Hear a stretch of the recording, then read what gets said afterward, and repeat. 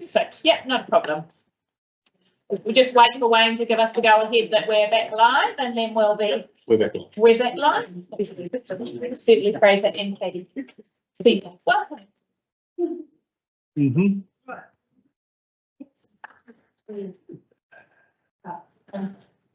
Wayne, you have that underway. You're going to partake those or plans first? Well, it'd be right. Yeah, true. So we're here because we're both members of the Friends of Cromwell Cemetery. You've probably heard of us. And yeah, we made some submissions on that to the community board, etc. on the way. And we understand regarding the rabbit proof fencing, but we know that you've got measures in place to recognise that. And we'll just set that aside for the moment and just keep monitoring the rabbit population, because I think that's going to be the thing at the moment for it. The Cromwell Cemetery extension said one thing, that the planting around the boundaries, we see that has been considered, and what's been considered and suggested is a really good base.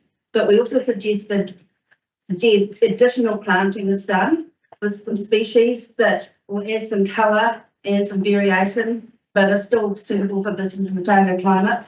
The component plantings should be dense enough to shield the cemetery from the surrounding industrial area, because it desperately needs that. The plantings around the Highlands Motorsport Park, they serve as an excellent example of that kind of planting and the shielding, because from the outside you wouldn't know that was in there, and that's what would be quite nice to give some privacy and some peace to the cemetery itself. We note there's 3 tree boxes, little tree boxes at the rear. I believe at least one of them is pretty old. We'd hate to see them be dumped anywhere, and we sort of thought maybe they could be utilised in the front area, maybe as a part of a memorial garden or something. They are historic, and yeah, we want to preserve the history of. It's a very old cemetery. They could, be quite a focal point. Also there's a old concrete, and I believe it's a water tank by the looks of it, and we just want to make sure that that doesn't just scrapped, that we find a use for it, because we don't want to just scratch things because they're old. Mm-hmm. I'm sure we can use it for something. This cemetery has generational significance to many families in the area, and it could be a destination to showcase our history, because there's a lot of old historic graves in there, and there's a Chinese area, there's so much that we could write the story. Lastly, in particular, we would like to thank the District Council and the community for their continuing support and advice, and we have received quite a lot since we started this training in September. Moving forward, we'd like to bring the community and the council together to achieve a cost-effective approach to restoring and enhancing the cemetery through fundraising, manpower and donations. What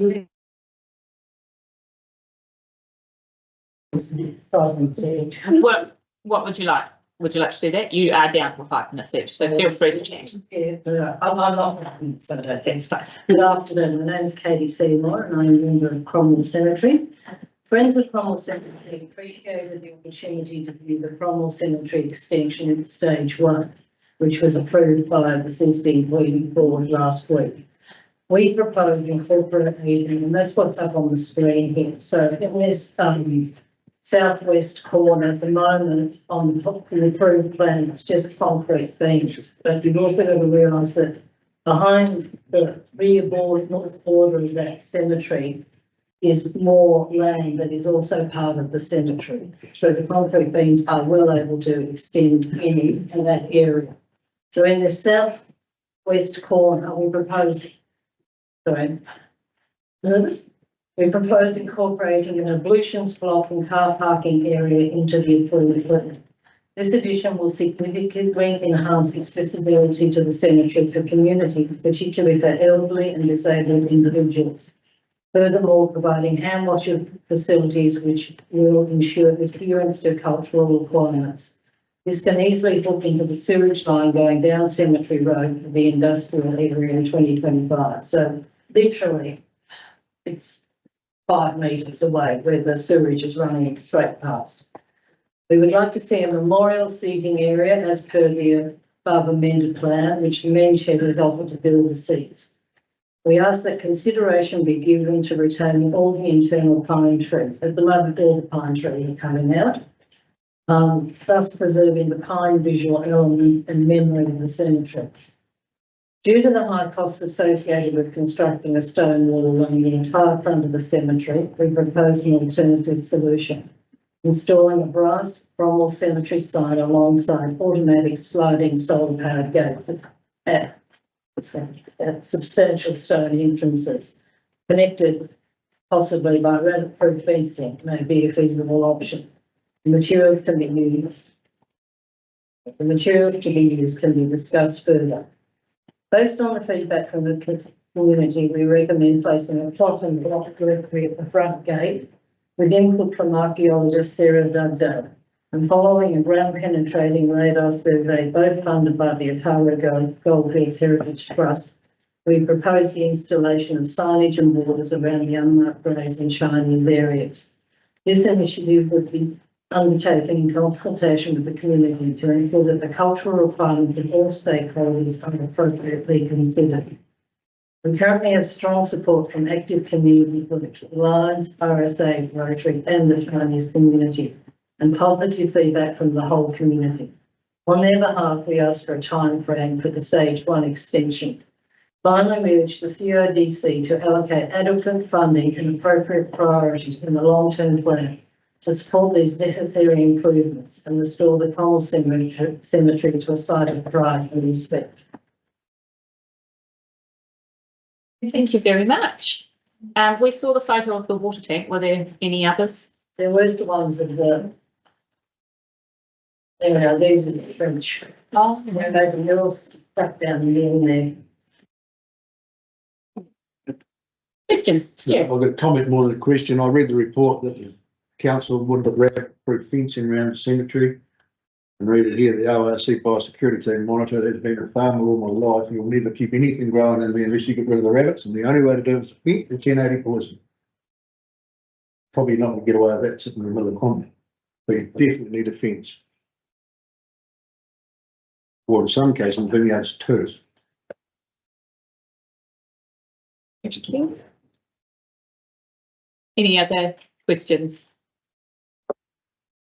Just a general question, you probably can't answer this here, but the Alexandra Cemetery doesn't seem to be the same way. Often is common, so I'm wondering what the difference from treatment. Right, that print. Sorry.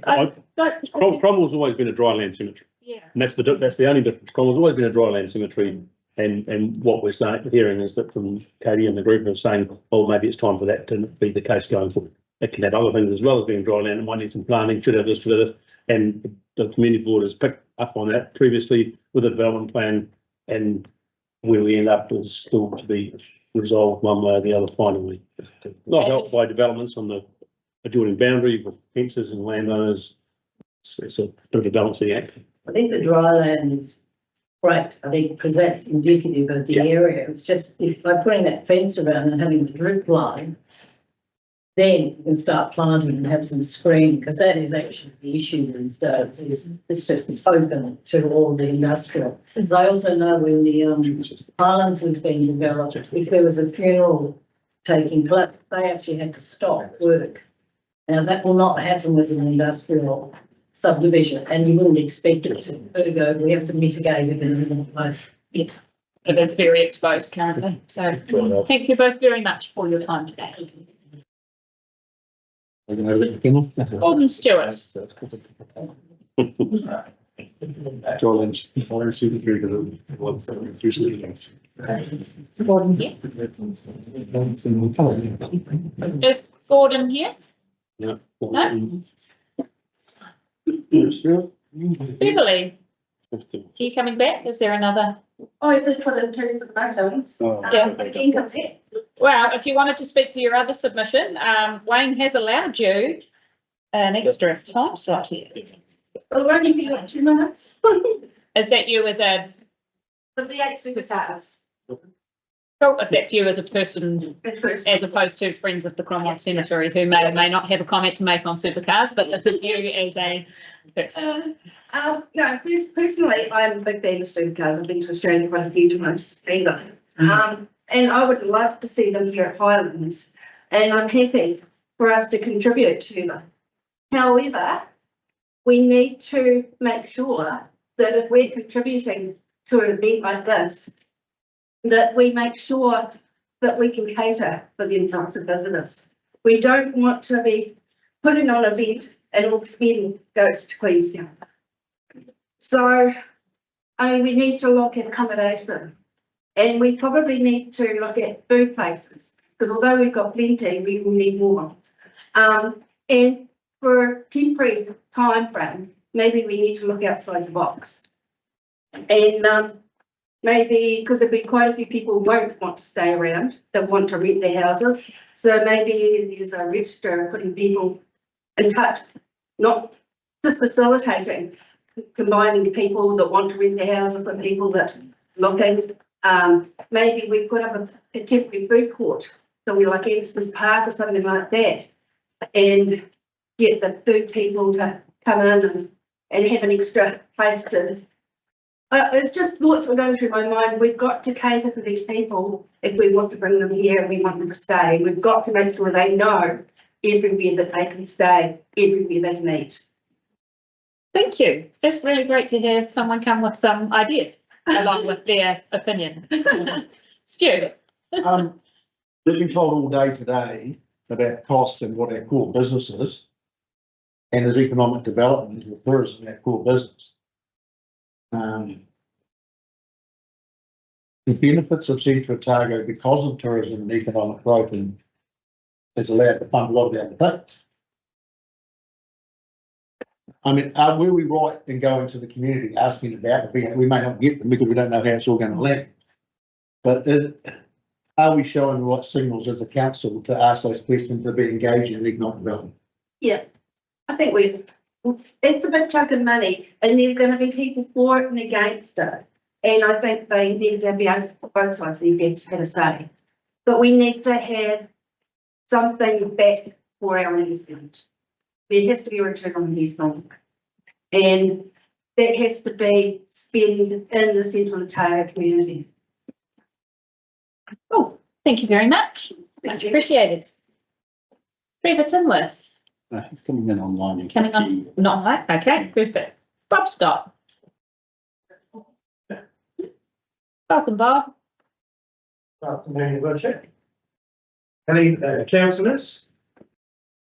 I just came here today to talk, and I don't have a copy of my own submission, so I made a mistake of actually sending it off and not keeping a copy of it. How about that? Next. My talk today is going to be fairly brief and fairly light-hearted, although actually I think it's on a very serious subject because it's on the subject of the Cromwell Town Centre, commonly known as the Mall. And I was there just yesterday actually, and it's very depressing actually to see, I think 4 or 5 of the premises there vacant. I actually happened to be there at 5 minutes past 3 in the afternoon, and I would say 50% of the shops that are there and that are still occupied were closed.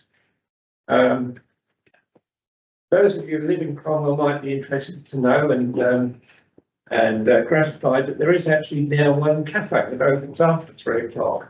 So you can get a cup of coffee or a cup of tea or something after 3 o'clock, which is very nice.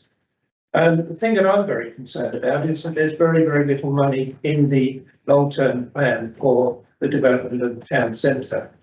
And I'm thinking that in just over a year's time, we're going to have a wonderful event centre, community hall, memorial hall, down on the waterfront at the Old Cromwell.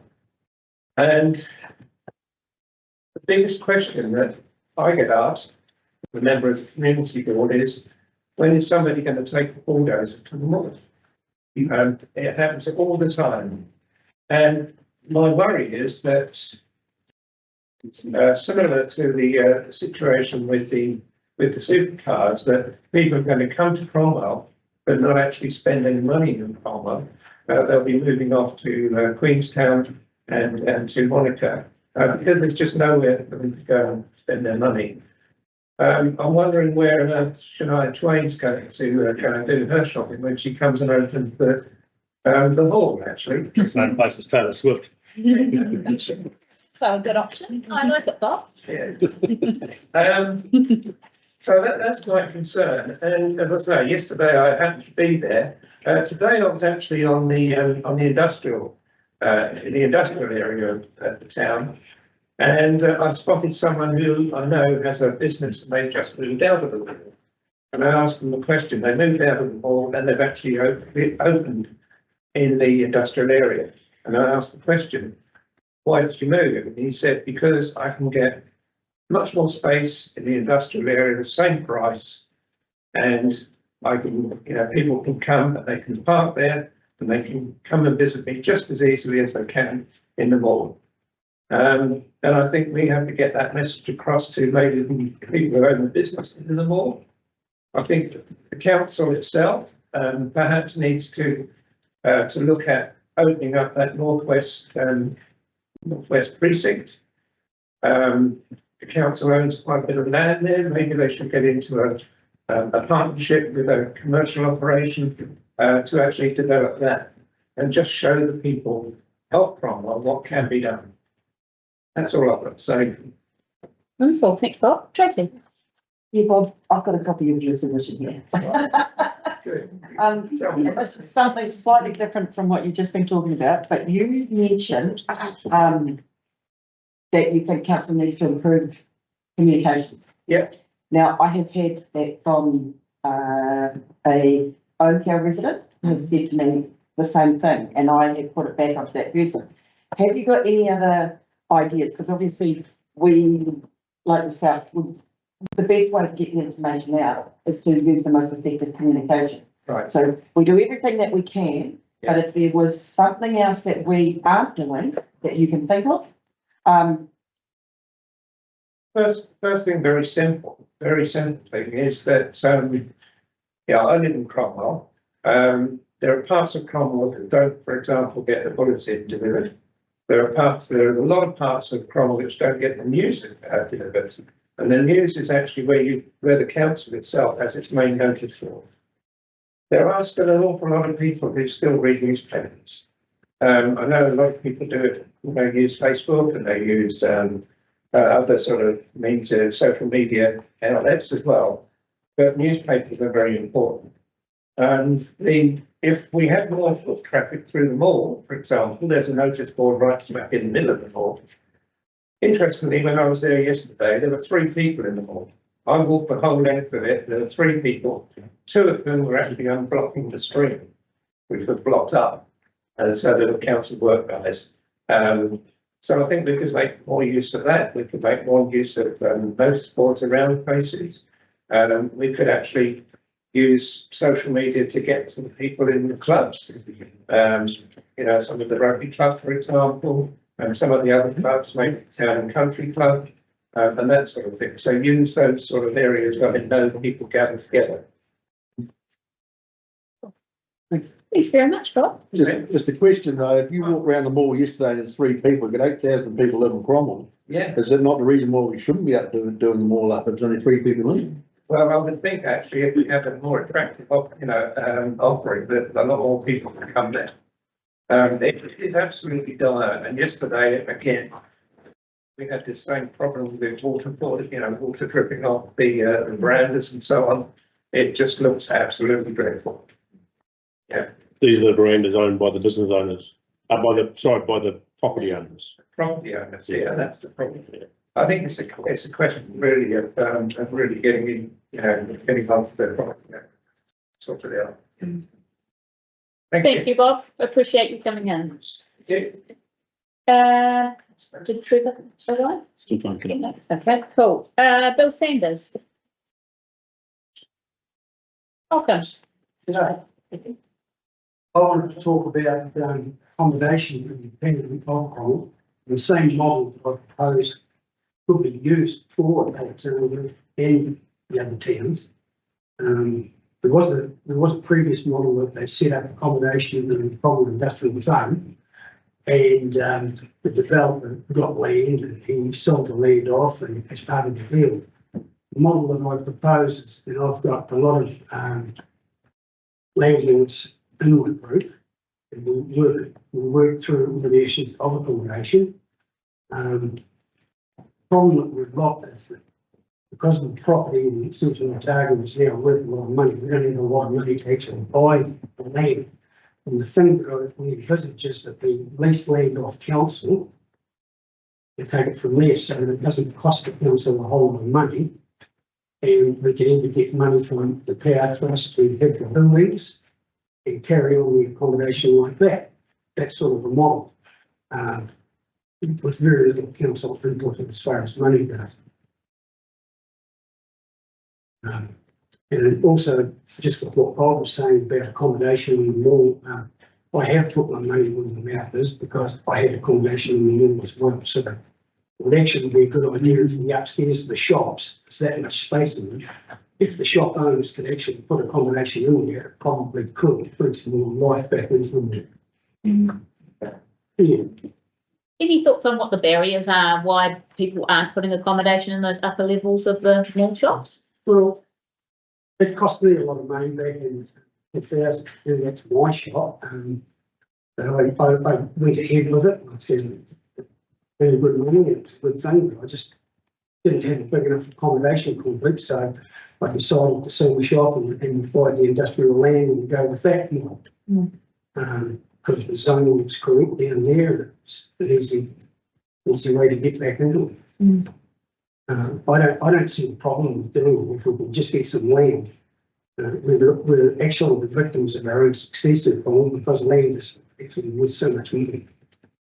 That's certainly been discussed at this table, and we have had a presentation previously from Julie Scott from the Queenstown Housing Trust where they've done just that. They retain the ownership of the land and it is leased, and then accommodation is put on the land. So that's certainly something that we have been interested in hearing more about and what the opportunities might be.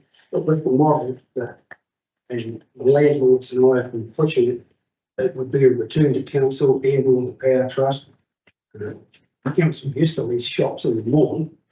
I'm sure that they still lease land like the legal recyclers and the money golf, and a couple of other things like that. But that's the model that I'd like to sort of push, and I'd like council to do it again and trust us again, because not all the developers and all the landlords are going to change their mind halfway through. Perfect. Thank you very much. Has anybody got questions for? I'll just make the observation that probably needs someone like yourself, Bill, to come to the council saying, I want this bit of land, I want to do this, and here's what I'm going to build. Well, So that's the opportunity there, but someone's got to actually probably take the initiative to say, well, here goes the chance for the council to say yes or no and decide whether it's in or out. I did approach council previous with Tim, and I was told that racecourse land wouldn't be on the table. But if there are any other bits of land that are available, I'd be interested in pursuing them. And we know that all the landlords in Prom that run the backpackers, and what's mine, they would be interested too. Perfect. Thank you. Appreciate your time. Did Trevor come online? No. It's still fine. Marvelous. Stephen Crew. Welcome. I live in the formal ward of the district. I appreciate the opportunity for the hearing submission. So, I'll just keep really brief because the submission was rather lengthy. And I'm not going to cover things that are there or there that people read. I'll make one comment. I have looked at this document and I see that my submission has been abridged in this document. So that's not very helpful. The background information I supplied in my submission, which is not what we haven't covered. It's been added as an attachment that you click on in our system. Yeah, so if they've done that, then it's just added. Okay, Yeah. that's fine. So just starting at the front, I made a preliminary statement. The point of that is that I feel that the way in which the process was run denied people who made a submission prior to the 17th of April to even know that they could submit on subjects other than their own topics. And I think that's a serious issue, and I think the council should provide those people an opportunity who submitted before the 17th of April to make a further submission. That's all I'll say about that. On the water ones, as you know, you're more aware than this than me, there's a further submission process for water, so I'm not going to read through all that, other than to say I had great difficulty coming to any kind of informed decision on the basis of the CCO based on the information that's been presented. I think it's been crafted, and I think it's been crafted in a way which denies people who have 3 brain cells, you know, what to make an analysis of. It's just angled information, and angled information is never going to get a great hearing from me. So I just don't like it, and I think it's reprehensible that the council would do such a thing. Volumetric water charges, again, this can be covered in my submission on water. Community halls and facilities. My view of the information that was supplied, again, I felt it was rather sort of angled information. It was basically presented in those halls as hugely expensive because the costs were allocated over 9 years. Fullerton's plan expensive. So that's just a way of saying to people, look how expensive it is, let's get rid of it. I don't think that's what I think should be more honest about that. And my recommendation is that the council doesn't, in terms of the council officers, they should present to council a much more refined and value-added information and advice as to that should be got more retained, strengthened. I just think that is a very global thing, and you're looking at different buildings with different characteristics and different quality of life. So that's my view there.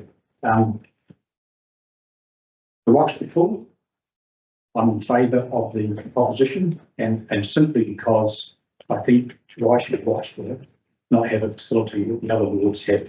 It's as simple as that. And I think the Roxburgh community got up at the bottom and did some things. They now find it in a difficult operational situation. So I don't think that should, be against, you don't want to see it being collapsed in some way. You've got a beautiful facility and it can't run in the community. So let's just pick it up and accept we're going to eat a bit of cost of that. And the Alexandra Pool, by contrast, I think I've made a point there that I've heard a lot of talk in the community about that pool. No one was able to give me anything hard data. Council's view was basically because of the declining use of it. And if there's a declining use of it, and I accept that it's face value, then given that you have a proper indoor facility, then why would you want to retain 2 facilities when it's costing more money to do them? So what I do is say goodbye to the outdoor pool. Simple fiscal argument, there's no emotion. Here Valley's Community Hub, I felt that option, that proposition, again, it was angled information. There was no, I do not agree option. If something did not have, I do not support option.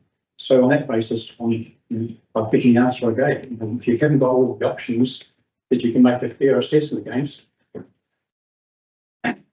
supercars, I truly am offended by this proposition, and I really, in times of economic, what's required economic constraint, that any organisation who tells ratepayers they're exercising economic constraint, you would consider spending that sum of money for a private man's toy to have nothing. And I understand people love supercars. I love supercars. But I don't think that everyone in the community should be made to support supercars. That money there, there's political better use of that. I just find that offence, you spend that much money at times, really difficult. It's really difficult for some people to pay their rates. And we're talking about spending $250,000 on supercar people. I just scratch my head. The Maniototo area school, I have a great empathy for mums and dads in Maniototo who have to put their kids in cars and drive long distances to go to artificial turfs. And I understand there's actually there's really a good coterie of hockey players in Maniototo. It's just simply a fiscal argument. You know, I don't believe we can support spending that kind of money at this time. So I say no. In exactly the same as Dunstan. Again, it's just, you know, the Dunstan situation is even worse in my view. You've got you're in the Dunstan area with a facility in Cromwell, 25 minutes away.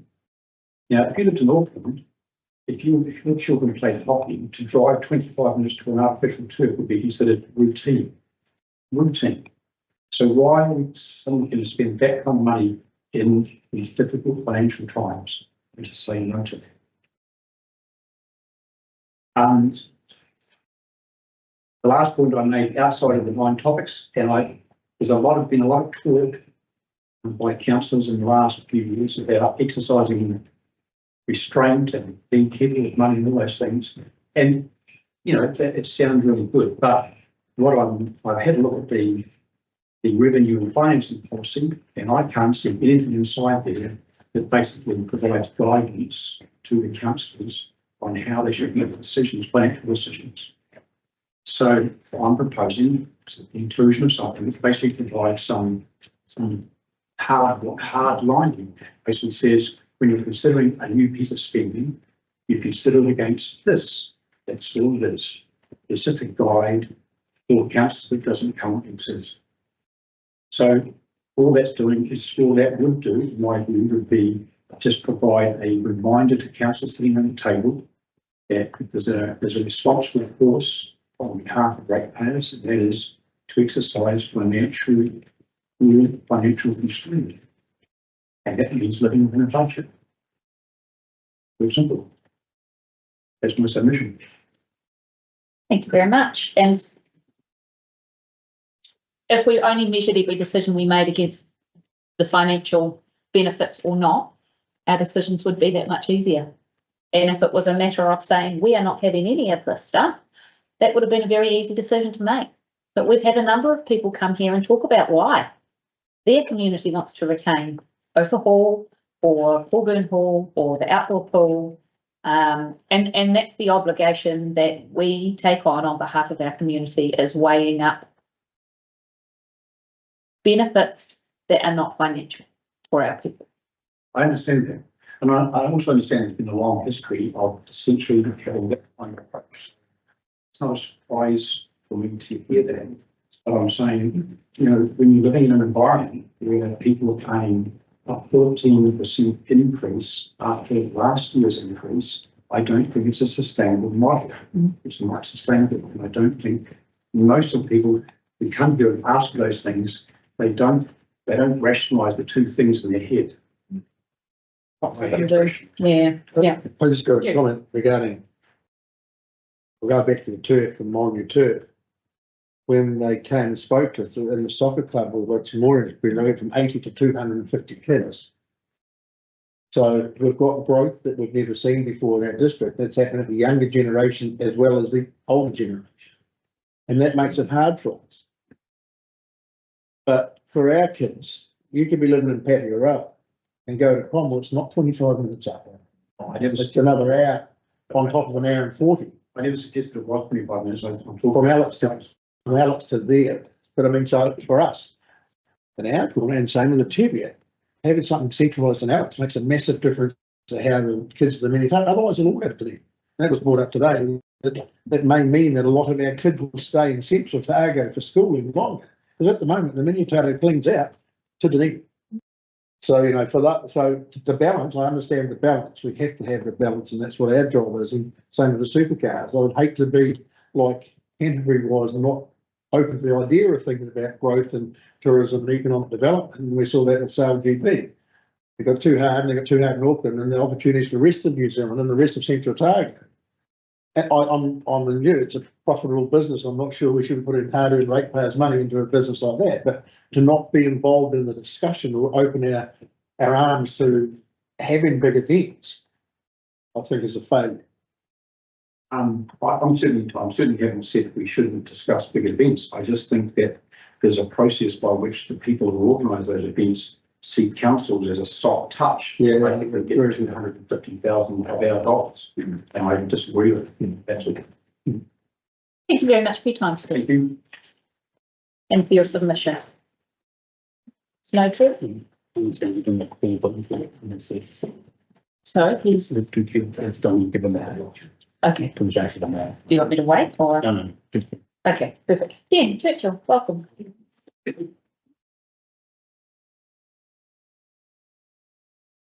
Line three. You've got vodka.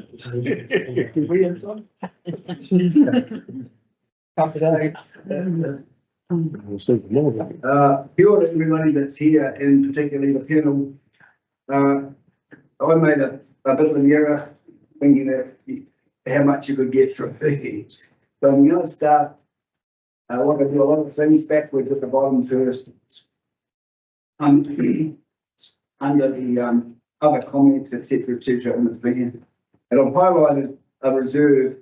And before anyone goes, oh shit, not that reserve again, it's not.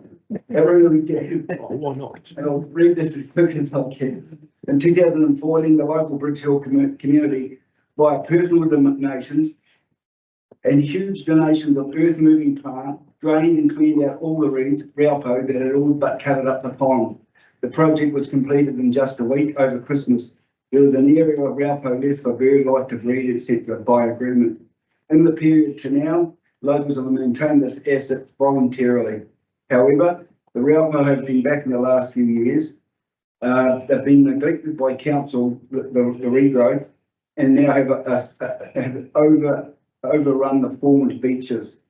Service requests have gone unnoticed or ineffective. This is important. There will never be another opportunity as was carried out in 2014-15. This prime asset needs urgent council work both now and ongoing somehow in the LTP or on the side branch of parks and reserves. The scale of this is way beyond the volunteers now. And while I didn't put in, but I can just digress, and this is important. The rock wall, which was built by the Swedes, 1909. If anyone's been along Aranui Road, there's a schist, which is not just a facade, it's part of the structure made up of schist blocks. And what's happened because of root degradation of the willow trees is any horizontal blocks of schist are fracturing vertically, and there is now a problem with the thing slumping. There won't be a catastrophic failure. It needs addressing somehow in your plan. It's a huge asset. I volunteered, and some other people will do it, as I mentioned before. So I just somehow you could get that on board. I don't know how you do it. I may have to come back to community board or council and do a submission with pictures. Now, under the financial contribution and financing bit, you've talked about engaging via social media. That's all very well, and I'm going to say this because I usually speak with one of your officers, and I won't mention his name in front of the general public, but it's in my submission, had me banned for life from your Facebook page. And I think the mayor also. So it's very difficult to be across all the issues ongoing through social media. On top of that, it's also high time to delete from your standing orders a chairman's casting vote, because I saw the bad side of it two years ago, especially where it can alter the status quo. In terms of transparency, the number of closed sessions in council meetings need to be hugely reduced. The retiring chief ombudsman said that it's not good enough, and you'll find that in the public domain.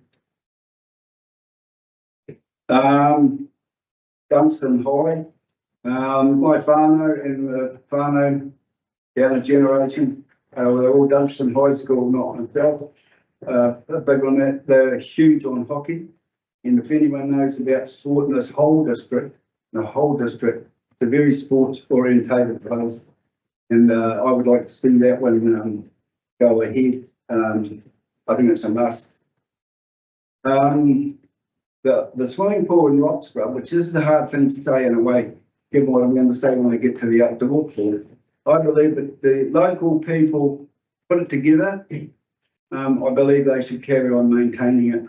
And if it's a toss up between that and the outdoor pool here, I wouldn't like to be in anybody's position that has to make a call, because in fact, any of these things must be a hellishly difficult call. So I think that needs scotchery.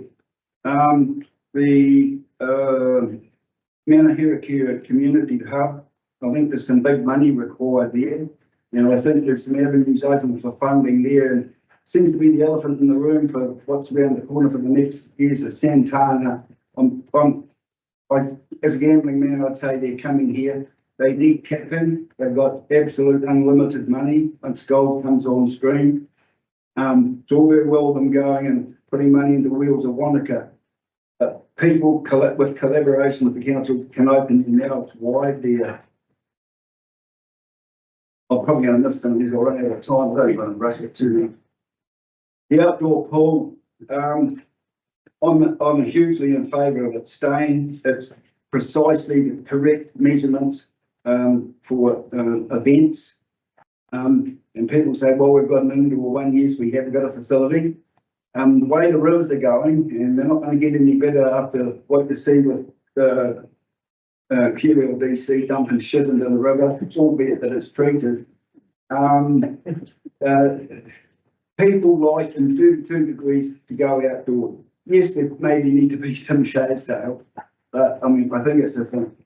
It's local people, and you probably will read about their success with ice swimming. They use that intensely. And the thing about even about tourism, they could hold an event here and have the Australians over here for ice swimming. We're talking about what we can do for the community as a spin-off. That's an absolute example.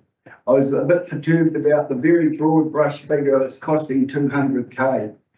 Why did that figure not say, for instance, $197.67? Because it hasn't been costed out properly. And that puts the likes of ratepayers, what is this figure? How did we get there? I think there needs to be, and I read a thing about the plant needs replacing. Is it impellers and pumps? Is it bearings and pumps? Is it your dosing pumps? Is it the paint inside? Is there corrosion to the flooring? What? If you're going to talk to people and yonder, if we're talking to people, we need to know those things. And look, I know over time, can I just touch on water briefly? Yep. Your last points. Yeah. With water, I have this thing in my head. If I go to the garage and get a repair on the car, I think a very good example, and I get the bill and it just says car fixed this much, in this case 60 cents, I go back and say no. I want it itemised, and as I put in my submission, in that 60 cents, which is now being elevated or most probably to 400%, what is the cost of the 60 cents? Is it power? Is it maintenance? Is it dosing? Is it wages? You can't expect the public in general or the ratepayers to go, it's 60 cents, whatever. But I think we are entitled to know how did that 60 cents come in. And look, I know I shouldn't do this, but it's just the halls and then I'm done. Can you just make a comment on one, because we are already way over time, and otherwise poor Tony's going to be here till 10 o'clock. Box for the Clyde Hall, but I should have ticked quite a few more as for retention, because just about most of them, you look up and they've got the word memorial there.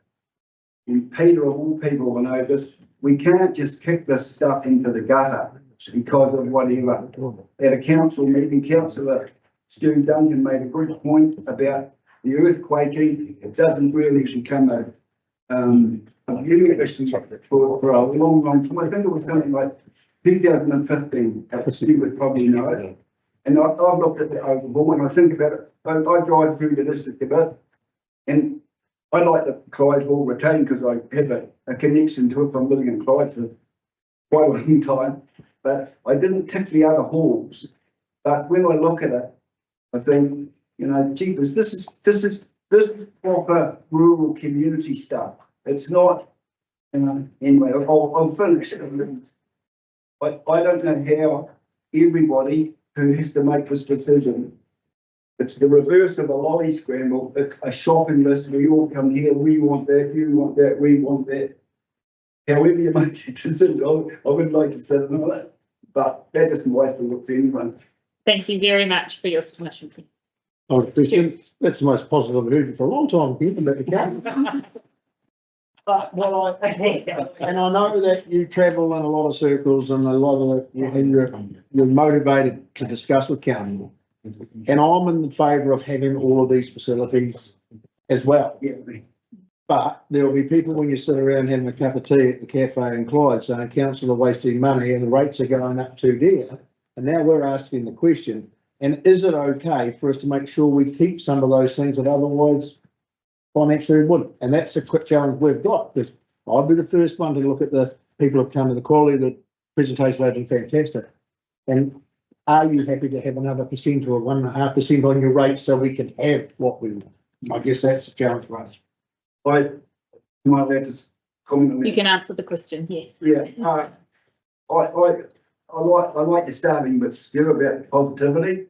You know, like I've joined the Good Life Church actually. You're trying to kill him the next time.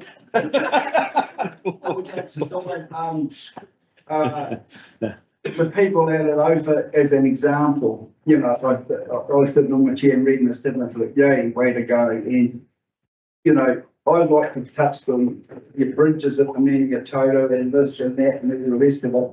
And I made the, as I said, a fundamental error. I think I could speak on all this bloody stuff. And it's not bloody stuff, it's good stuff.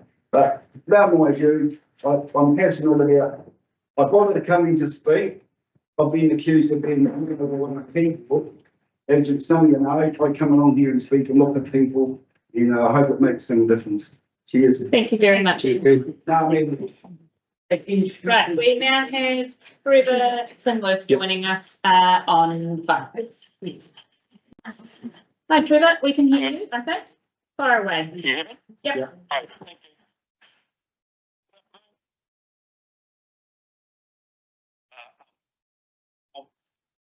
Water. I think this is largely a moot point, as it seems it's more or less a done deal based on the public statements of the regional mayors from the CODC's own website dated 9th of May after submissions had closed. In a joint statement, the four councils' mayors said they were committed to working together to deliver a solution that meets evolving community expectations and local water, done well's new economic, environmental and quality standards.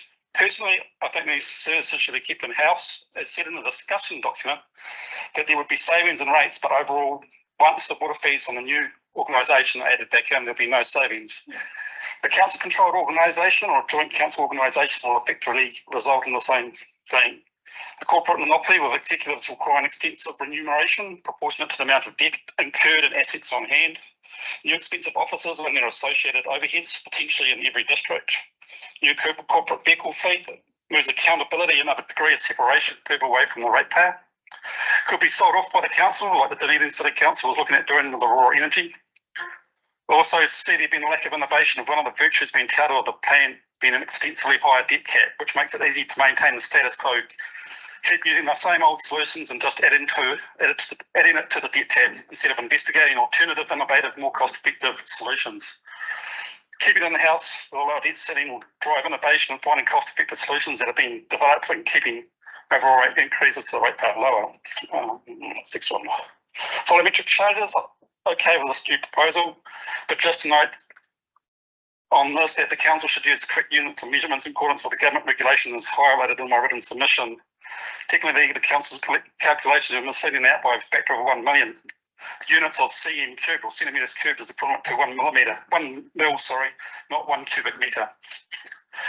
Artificial turf support the funding for turf at the Manitoto Area School, as there is nothing nearby, really suitable nearby. As for the turf at Dunstan High School, I do not support this for two reasons. As I understand it, I could be wrong. This is Ministry of Education land, and if so, the ministry could turn around at any time and rip up the turf for its own purposes, such as additional classrooms. The council has just upgraded a similar facility at Piney Park, and just seems to be like a double up at the expense of the ratepayer. There could have been a collaboration between the MTOA, I think there's a group that's running this, and the council to upgrade the turf at Piney Park. More extensively, we'll decommission the turf at Piney Park and use the council funds towards the new turf at the high school. As an alternative to providing 300k of ratepayer funds for another turf in Alex, I suggest maybe an annual grant to contribute to the running of the facility if it ever goes ahead. And the last thing I got is the regional deal. One thing I could not find in the long-term plan was the government's regional deal with ORC and QRDC. On that, I don't want to see the CODC funding QRDC projects under this deal. Thank you. Thank you very much.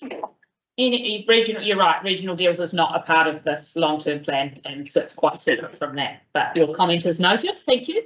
Any questions or? Yeah, Trevor, Neil Gillespie, you made a comment about the centimetres cubed. Is that in the consultation document under the charges? Is that where you saw that?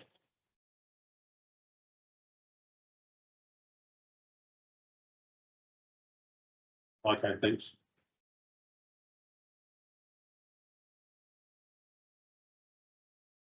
That's why I'm interested to understand where it came from, but I'll have a look. Thank you. Thank you. Any other questions? No. Thank you, Trevor. And I anticipate we'll have a submission or response from you on our local water done well document that's out now. If you've got time. So I appreciate that. Thank you. Much appreciated. Thank you. Thank you. Ray Shetty. Oh, is it just back out? Okay. Yeah. No, that's all right. Andy Davey, welcome. Thank you. I'll find it really quick. Yes, so my submission on behalf of the Stell Charitable Trust is to request your support for the creation of an internationally recognised dark sky place in Alexandria and surrounding area. So the Central Tower International Dark Sky Reserve. Our target of hope is to have such a dark sky reserve in place for 2028. It's also of course. We believe the accreditation of the Dark Sky Reserve at Central Otago would support the social, cultural, environmental and economic well-being of the district in a manner that is fully consistent with CODC's vision and destination management plan. So this is the long-term plan discussion, and it's highly appropriate that we consider what the impacts of the decisions that we make now are on the future and for future generations. We're all very fortunate to live in a place where we can look up and see the glory of our night skies, Milky Way, and lots of other pretty pictures that I've shown you in the past.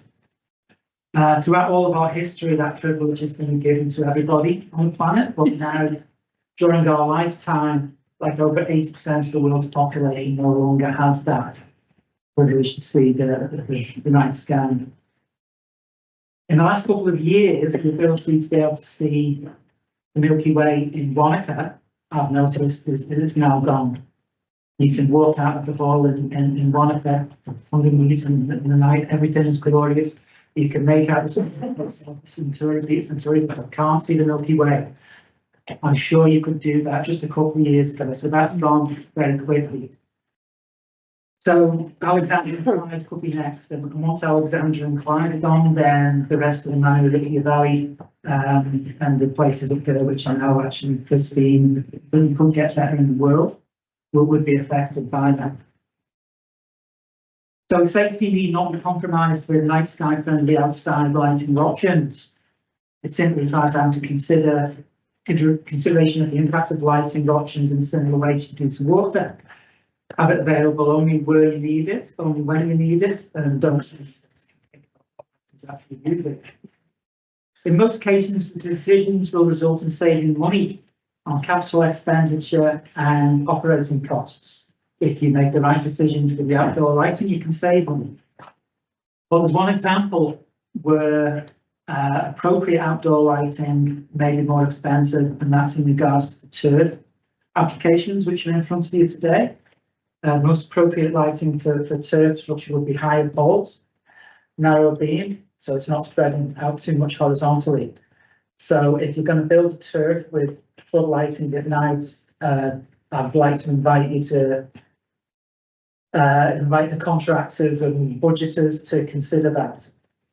So they need taller holes, deeper holes to put them in, and so on. So that is a rare example of where appropriate night sky solution may be a little bit more expensive. We need to consider that for your other question. So, well, that's a prime example of where early communication of Central Otago's dark sky ambition will be vital to the project's success and result in the saving of time and resources and reducing the need to retrospectively fix things in the future. I encourage you all to embrace the opportunity that's available to this area, which has got very special and unique skies, and yeah, we've got them, but we've got protecting for future generations, and the work you do now can do that. So, thank you. Any questions? Thank you, Andy. Tracy? I'll run them together. Mhm. Have you engaged with the Turf Trust in relation to lighting? No. Okay. And do you know of any examples where the lighting that you're talking about has been utilised? I think in Wairarapa, they're going to be they are a dark sky reserve, and I'm noticing your version of Plan Change 20, etc., includes special sport lighting provisions in that, and I suspect they will have the appropriate measures built into them. Cool, thank you. Yeah. Mine was a similar type question. I was going to be more direct and say, does the Cromwell turf lights likely comply? And I suspect they don't. That's what I was checking. That's quite right. Thank you very much, Andy. We appreciate you keeping that forward and centre for us whenever we're considering anything that's to do with lights. Yes. You're top of mind. Thank you. Welcome, Graham. We skipped you, but we'll come straight back.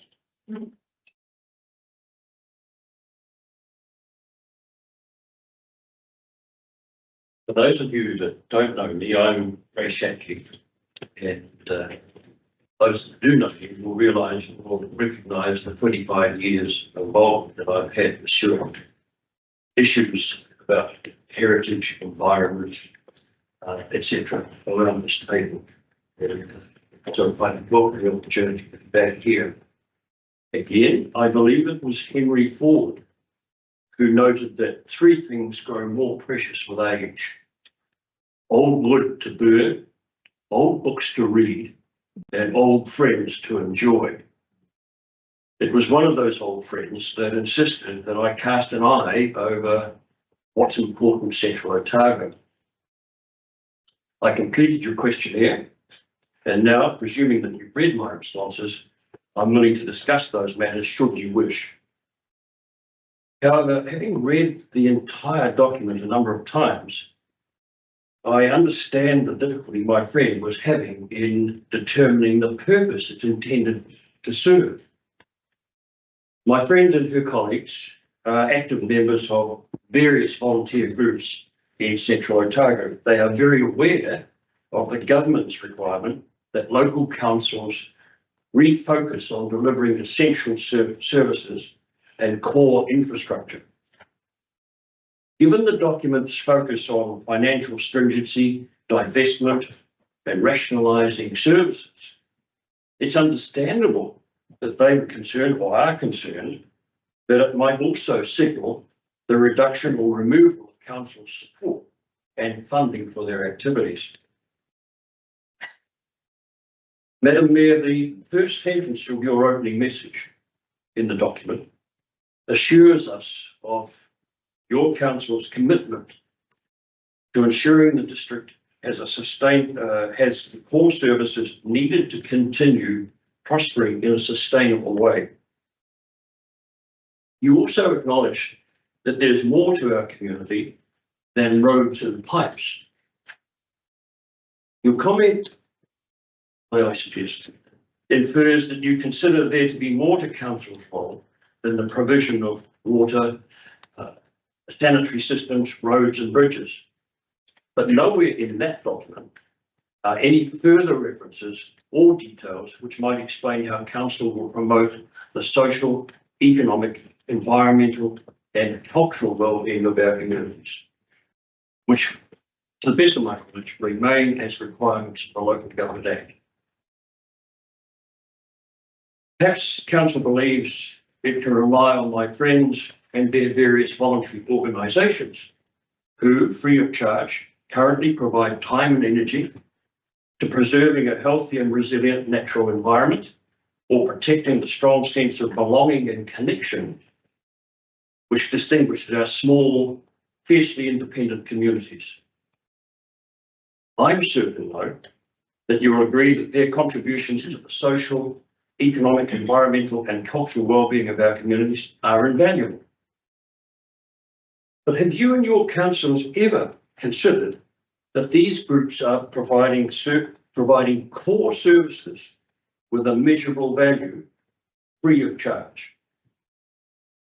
By insisting on efficiency, cost savings and benchmarking, our government has presented you with it, which you possibly haven't recognised. They've presented you with an opportunity to look at our voluntary community groups through a different lens. How about you consider them as a productive and essential economic resource? Its value, the value and contribution of that resource can be readily assessed by measurable outcomes using a combination of quantitative and qualitative insights. For example, tracking environmental improvements with metrics like tree plantings, improvements or volunteer hours spent clearing the riverbanks, volunteer hours spent on for cultural contributions. You could measure participation in events, in occasions, or learning opportunities. We can quantify economic impact by equating volunteer hours with paid labour and increased visitor numbers. Consider this. Why doesn't the council consider adopting the voluntary sector into your accounts and your plan as a contributing community resource? By measuring and quantifying the benefits of their service, organisations can demonstrate how they contribute to strengthen our communities, improve our well-being and promote equity. This data could then be used by both the council and the organisations to demonstrate a potential return on investment in their activities and therefore justify funding requests to government departments.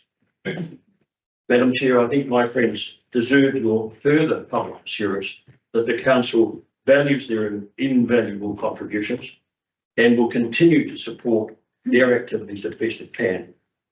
No doubt, too, they would be delighted to learn that in the future, their voluntary efforts might be recognised as being integral to the district's wider plan for our future well-being. Thank you for the opportunity. Thank you so much, Craig. And I think if we could quantify the contribution that our volunteers make to our community in our planning, we would be a social and economic powerhouse of New Zealand. I don't accept the fact that because it hasn't been done ever before that I'm aware of, it should be done now. And why not be the first to do it? Push the boat out. I've got a meeting with audit in 2 weeks' time. I will talk to them about it because it's the fabric of our society.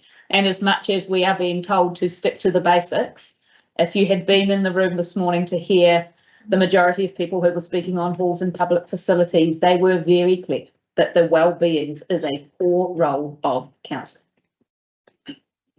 Any questions for that? Yeah, get a copy of what he just said. Yes, please.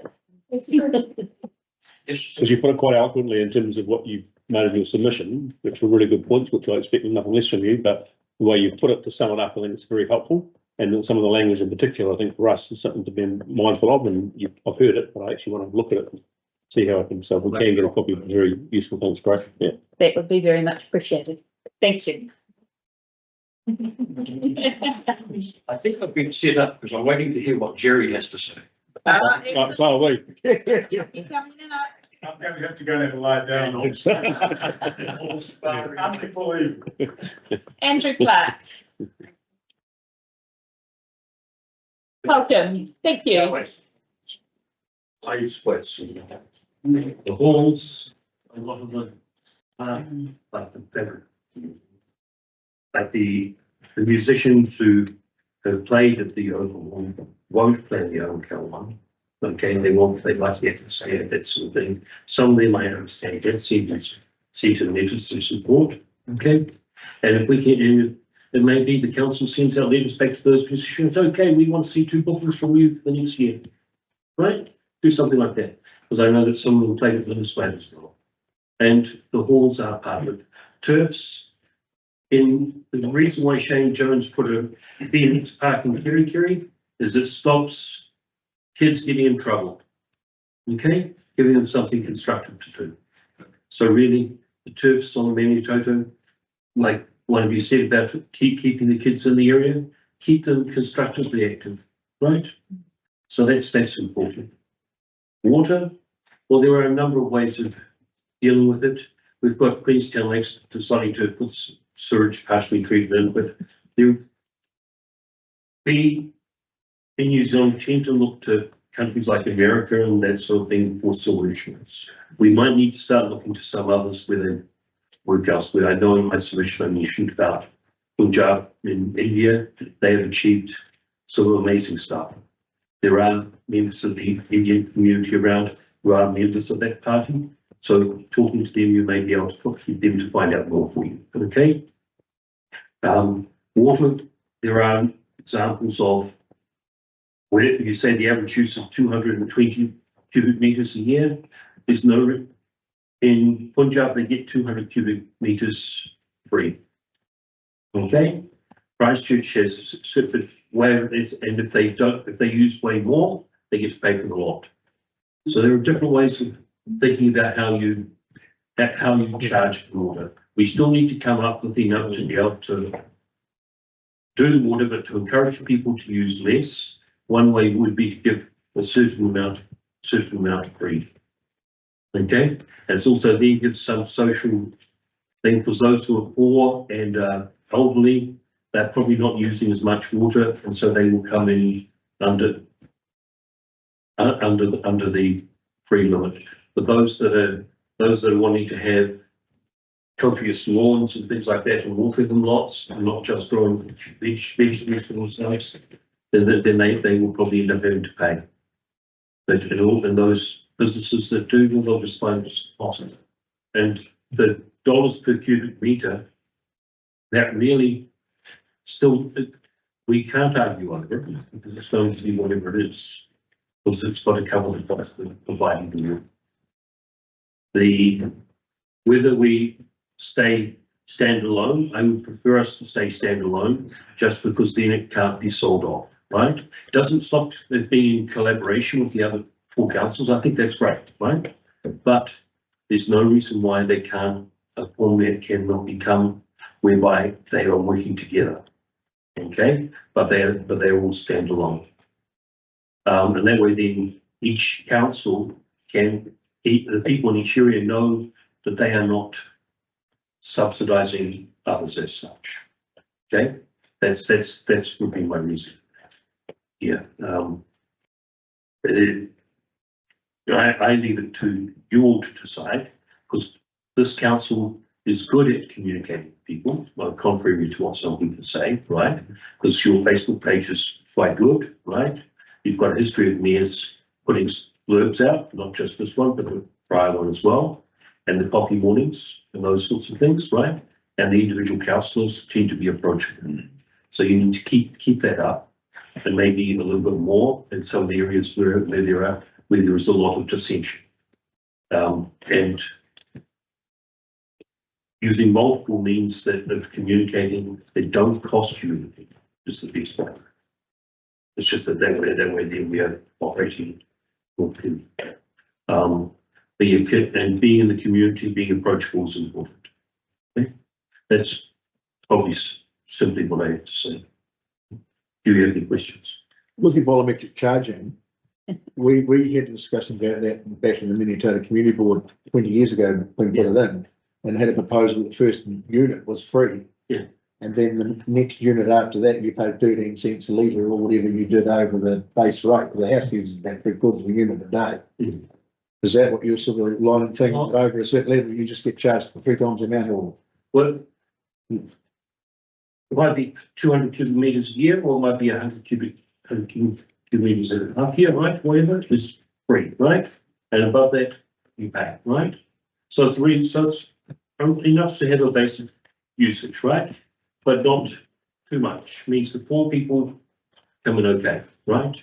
But means you're putting some well-being in, but it's also sort of built into your water rate, okay? And above that, they pay. Yeah. Neil, No, I think you just answered what I was going to ask. there you I go. was going to say by free, you mean that free number of units is built into the uniform Yeah, charge? yeah. That's right, cool. Yeah. Thank you very much. It's very nice to meet you in person. Thank you. Marcus Brown, welcome.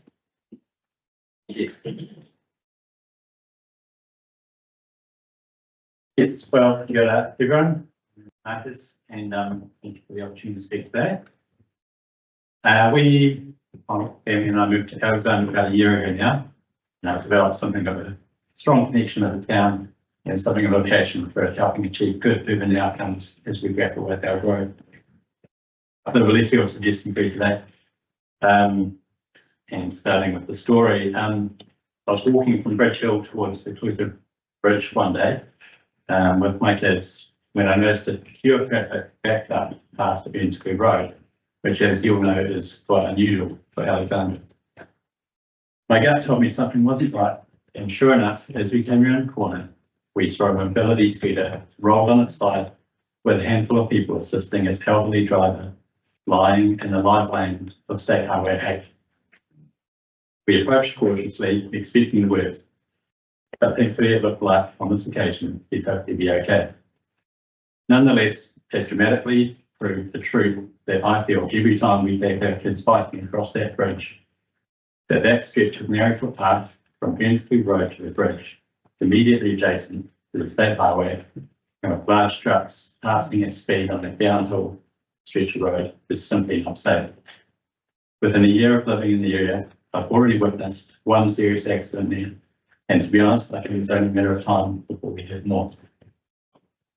The pedestrian facilities on the bridge itself aren't much better. The footpath is only marginally wider than the and height, making it intimidating to ride and disruptive to walkers who need to give way and take refuge behind a big steel beam that intrude on the time. I believe that length across the river actively detracts from Alexandra's aspirations to a cycle-friendly mountain bike and trail riding destination.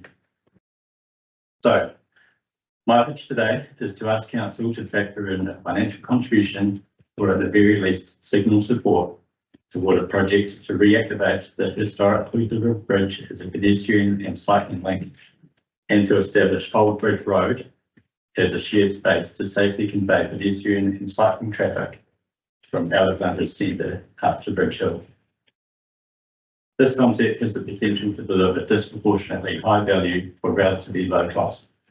It makes the most of infrastructure that is already in place, the bridge piers and the low volume road perfectly suited to shared use. And so the smart use of what already exists deliver real value for the community. The three main benefits that I think are clear and compelling. Firstly, safety. We create a truly safe, separated link for the many pedestrians, school children, cyclists, and mobility users travelling between Bridge Hill and the rest of Alexandra. We address a long-standing hazard that I've already witnessed nearly claim a life by removing vulnerable users from a constrained and high-risk state highway corridor. Second, connectivity. This is a strategic missing link in our active transport network. And would connect well between Bridge Hill and the Climb, Moana, Hei Riverside Park, and the wider town in a way that is attractive and fit for purpose. And thirdly, for our cycle tourism and economic development, project unlocks a vital connection between the Roxburgh Gorge and Cleveland River Trails and the Otago Central Rail Trail, creating a continuous high quality loop that would be a major career path for visiting cyclists. Repurposing the old bridge as a pedestrian link could create a unique feature with real placemaking value, something that reinforces Alexandria's identity as a cycling destination and a town that values both heritage and innovation. Now, I'm admittedly in the early stages of my own research into this, and I've discovered since making my last minute submission, thanks Dana, that this concept has been explored previously and considered unfeasible. With that said, I do remain confident that an innovative and low-cost solution can be found if council is willing to consider and endorse alternative and out-of-the-box design ideas, such as frangible or sacrificial design elements, design the bridge to break, but be easily repairable after flood events. And a few other ideas floating around about that. So whatever the solution is, I'm mostly just here to signal my strong desire and commitment to be part of the conversation to help find a solution to this challenge, and to emphasise that this connectivity link should be considered a key priority for Alexandria's growth, not just as a nice thing, but as the urgent investment into the safety of our kids and elderly neighbours. That should absolutely feature in some form within council's long-term plan to keep the conversation alive, and I'd like to keep talking and be trying to make this reality. Thank you. Thank you, Max. Any questions? No, I guess the only thing is you made me aware that there was a clip-on bridge, a clip-on proposal in the past for underneath the current bridge for cycling and pedestrian access. But as normal with a lot of the things that we're hearing today, the funding side of things is just prohibitive. So yeah, so I think as far as support, you get lots of support, but the funding side is so super excited to hear where you're thinking is going to go with that. And I guess, you know, we used to think that a video call was fantasy land, and now we make them on the cell phone we carry in our pocket. So maybe technological advances and outside the box thinking will solve all of our problems into the future. And I think that you would potentially gain support around this table for something that has not been considered before. I thought the video over that talked about bridges.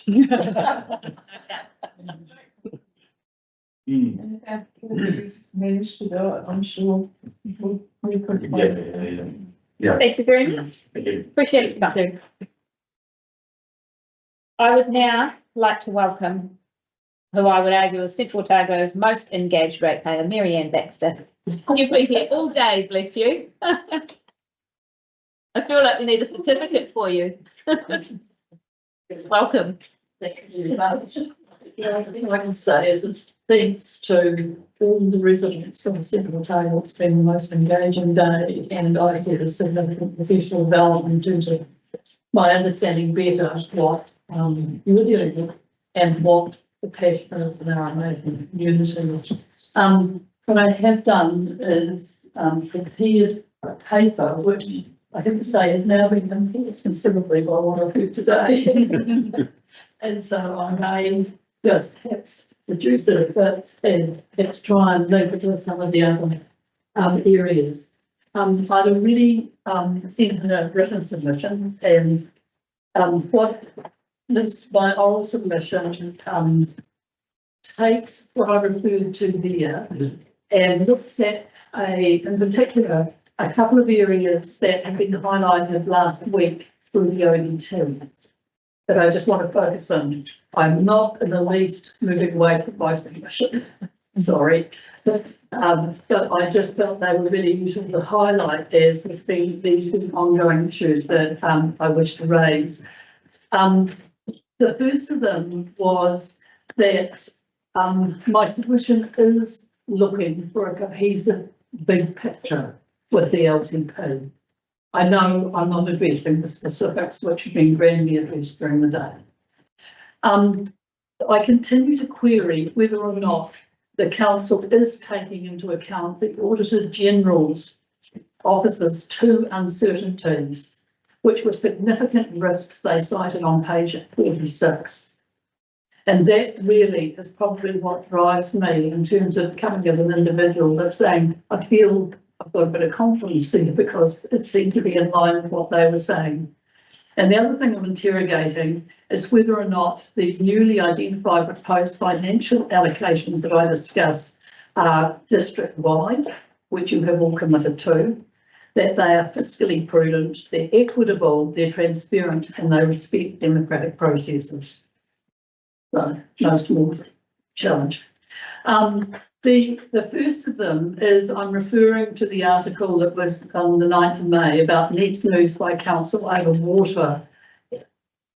What I saw there, as I read it, was a predetermination of today's democratic processes. Where you were discussing there virtually your preferred option as if it was a fait accompli. And I think in terms of democratic processes, I would signal that that is a concern that I realise you are being pressured the other way. But as I said in my own submission, push back. This government didn't hesitate with our hospitals. Push back. You've heard it from plenty of people today. They are not happy about the pace they're forcing on you. They want to support you, and you should feel you've got plenty of support there. The other concern I had with that was whichever option we go for, we're kidding ourselves if we think it's not going to cost us a lot. And I feel that perhaps that's been downplayed or glossed over. I don't think one is better than the other when it comes to cost. There's been nothing provided, and I've heard today a lot of people concerned that they haven't had enough, we haven't had enough provision of those.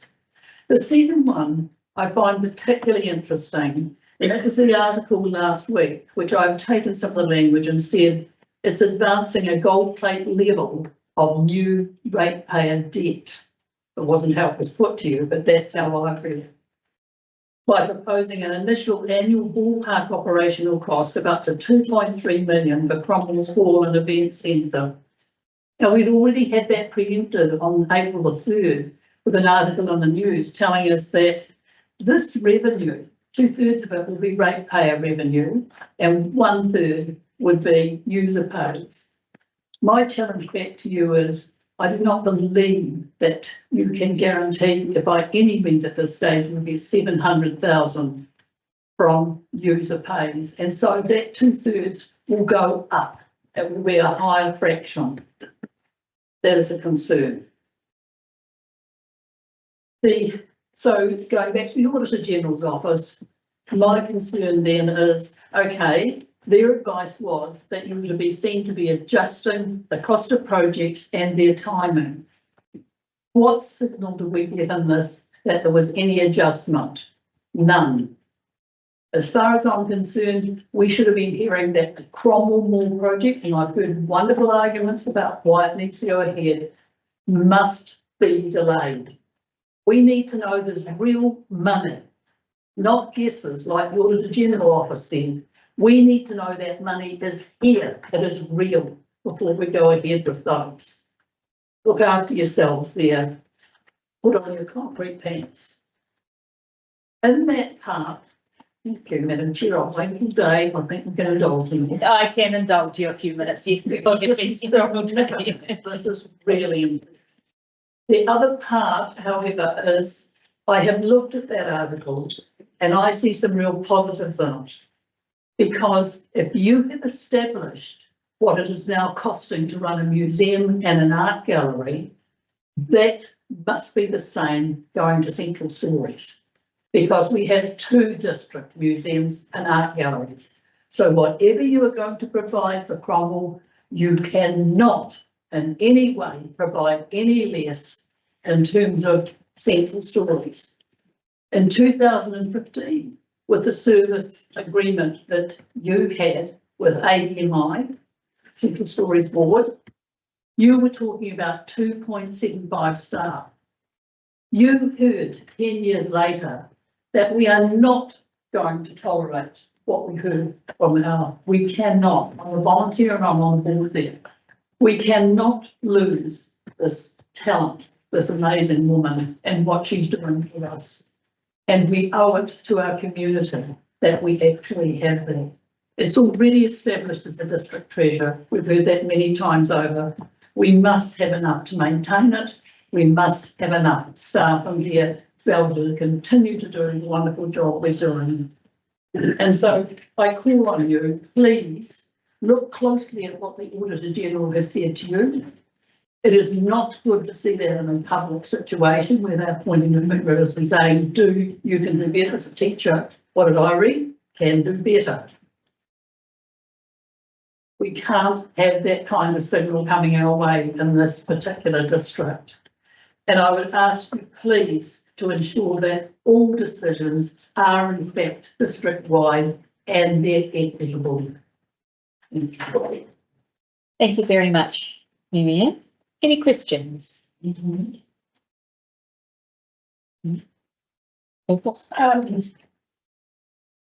formulate this question properly.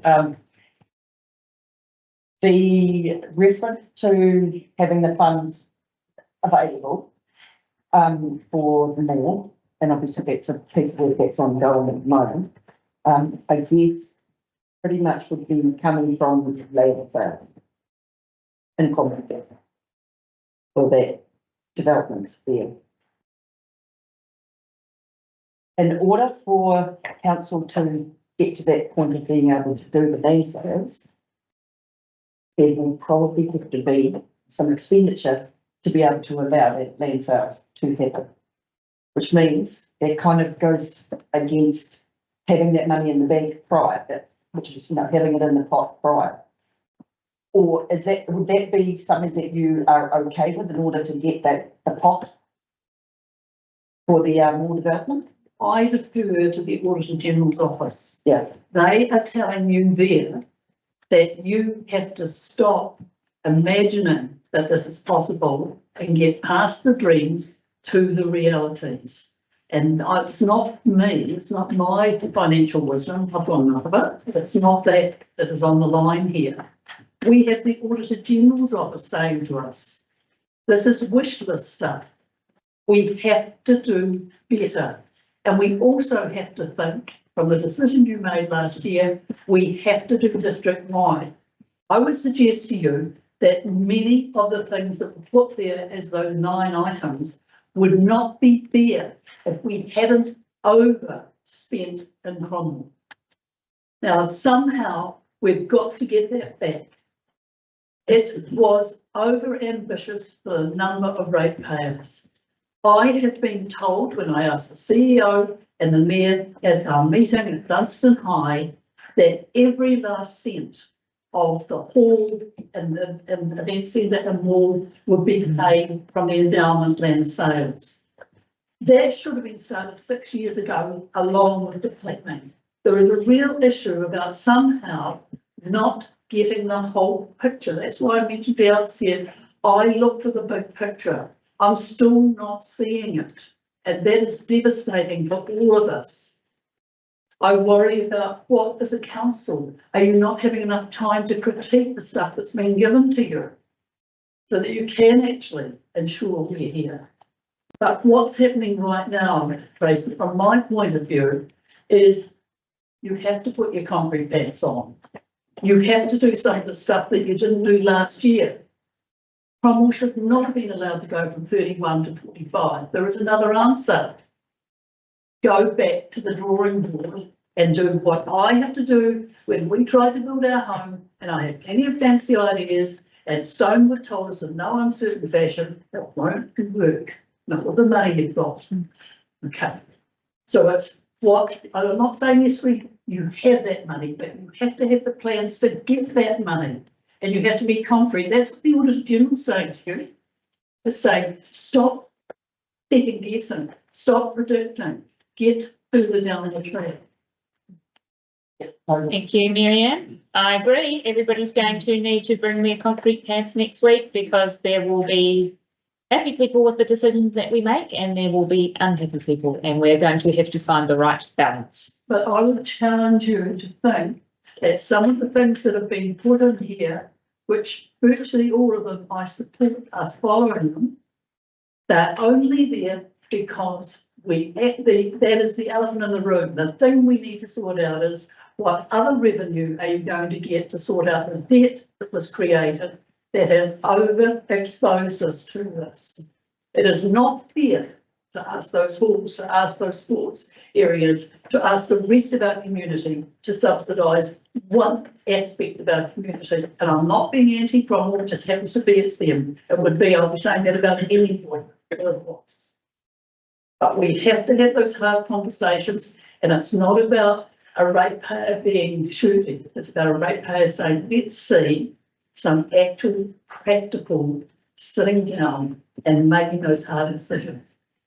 Get the rod in your back and stick, not my rod. Get the rod in your back and stick it there and stay there and look after yourselves while you do it. Thank you. I think we've ended up with a herd of elephants today. It's not going to make We've run out just in the stories.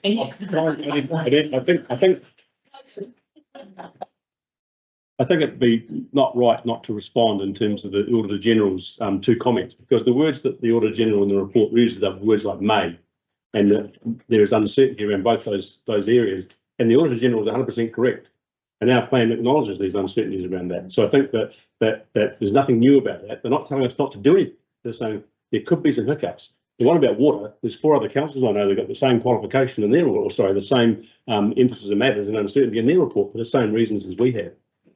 And in relation to in particular to the land sales, I think it was a year gone by when we haven't had that one in there about land sales, because when you put in your budget, this is premised on selling land, there's always a risk you don't sell your land. And the council in the past has been caught when it has A, not made the land sales, or B, the opposite, has actually made more money from the land sales than what they expected as well. So your comments are right, but the Auditor General is not saying to us in there, stop, saying you need to be aware of these things and you may need to rethink, and we do. Sorry, now what the Auditor General is saying to us as ratepayers is things that many of us as ratepayers have been saying around our fireplaces. What's going on? We now have an authority prepared to put it in paper. And I would suggest to you as elected members that needs to be very much front of mind as you move towards the next few months. And I'm basically saying, yes, you're right, and it is. Absolutely. And, you know, from my point of view, I don't care how many other councils are getting the same message. It's the fact we're getting that message that is the concern. You know. And I'm saying the message is not unexpected and is quite correct. Yeah. Yeah. Sarah Falconer. Welcome. Thank you for your patience. Thank you. Hi everyone, I'm from Murray Creek and just come to represent the locals there in the past and present and future ones that want to come to Murray Creek and Pilgrim and future challenges we keep the hall. Growing up here, I got to go to all the other halls and meet the other communities and play sporting activities. And you got to meet people, your friends, just sort of, yeah, that was my short, sweet. Any questions? Are any of your kids here today from the Pilgrim School? And I'm a supporter of the local area. I'm just looking for more 21st to go to. That's all. Yeah. There was a number of kids that suggested they were going to get their 21st there, and hopefully we get some invites. That'd be nice. Sarah, obviously we've heard a lot about, we've heard from the school, Pilgrim School today, and we've had Alan Small as well. There's quite a strong family commitment, and there's a lot of really strong family ties to the Pilgrim Hall. Yes, yeah. Can you expand on that a little? Just from their generations coming through, they've taken on farms and the family businesses, and they like to get together and have a bit of competition against the other areas in the Minnetonka. It's quite a strong indoor bowls and cards and dances. Yeah, but we don't really have them as much now because everyone's quite busy making nice happen, yeah. In And, fact, we need to put more emphasis on those, don't we? Yeah, and then On those community connections, yeah. yeah, and it's a long road for us to go to other places, and it's nice to be able to host them to come to us. Do come. So I'm all for it. So keep up the good work. Thank you very much. We appreciate you coming in. Yeah, no, thank you for your time. Sam Worthington, Oh, no, can't. Sam Cant, okay, I didn't think I saw him, I just, in case he's here. Mr. Eckhoff, welcome. Right. And I think you're supposed to hear it. Right. Let me see. Speech.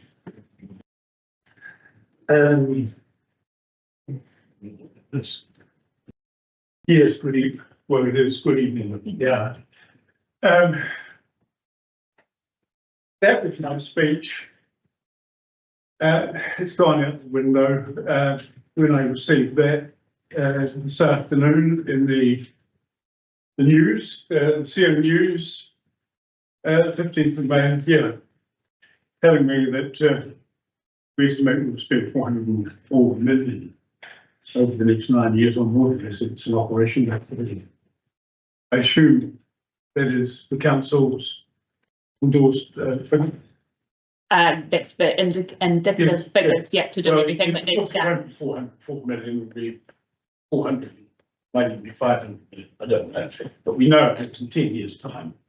And this is one of the great difficulties, I think, I personally have with a long-term plan. I don't know what's going to happen next month, let alone 10 years down the track. You can laugh, you can grin, you know, I'm not trying to be clever or curious here. We've had pandemics, nobody predicted that.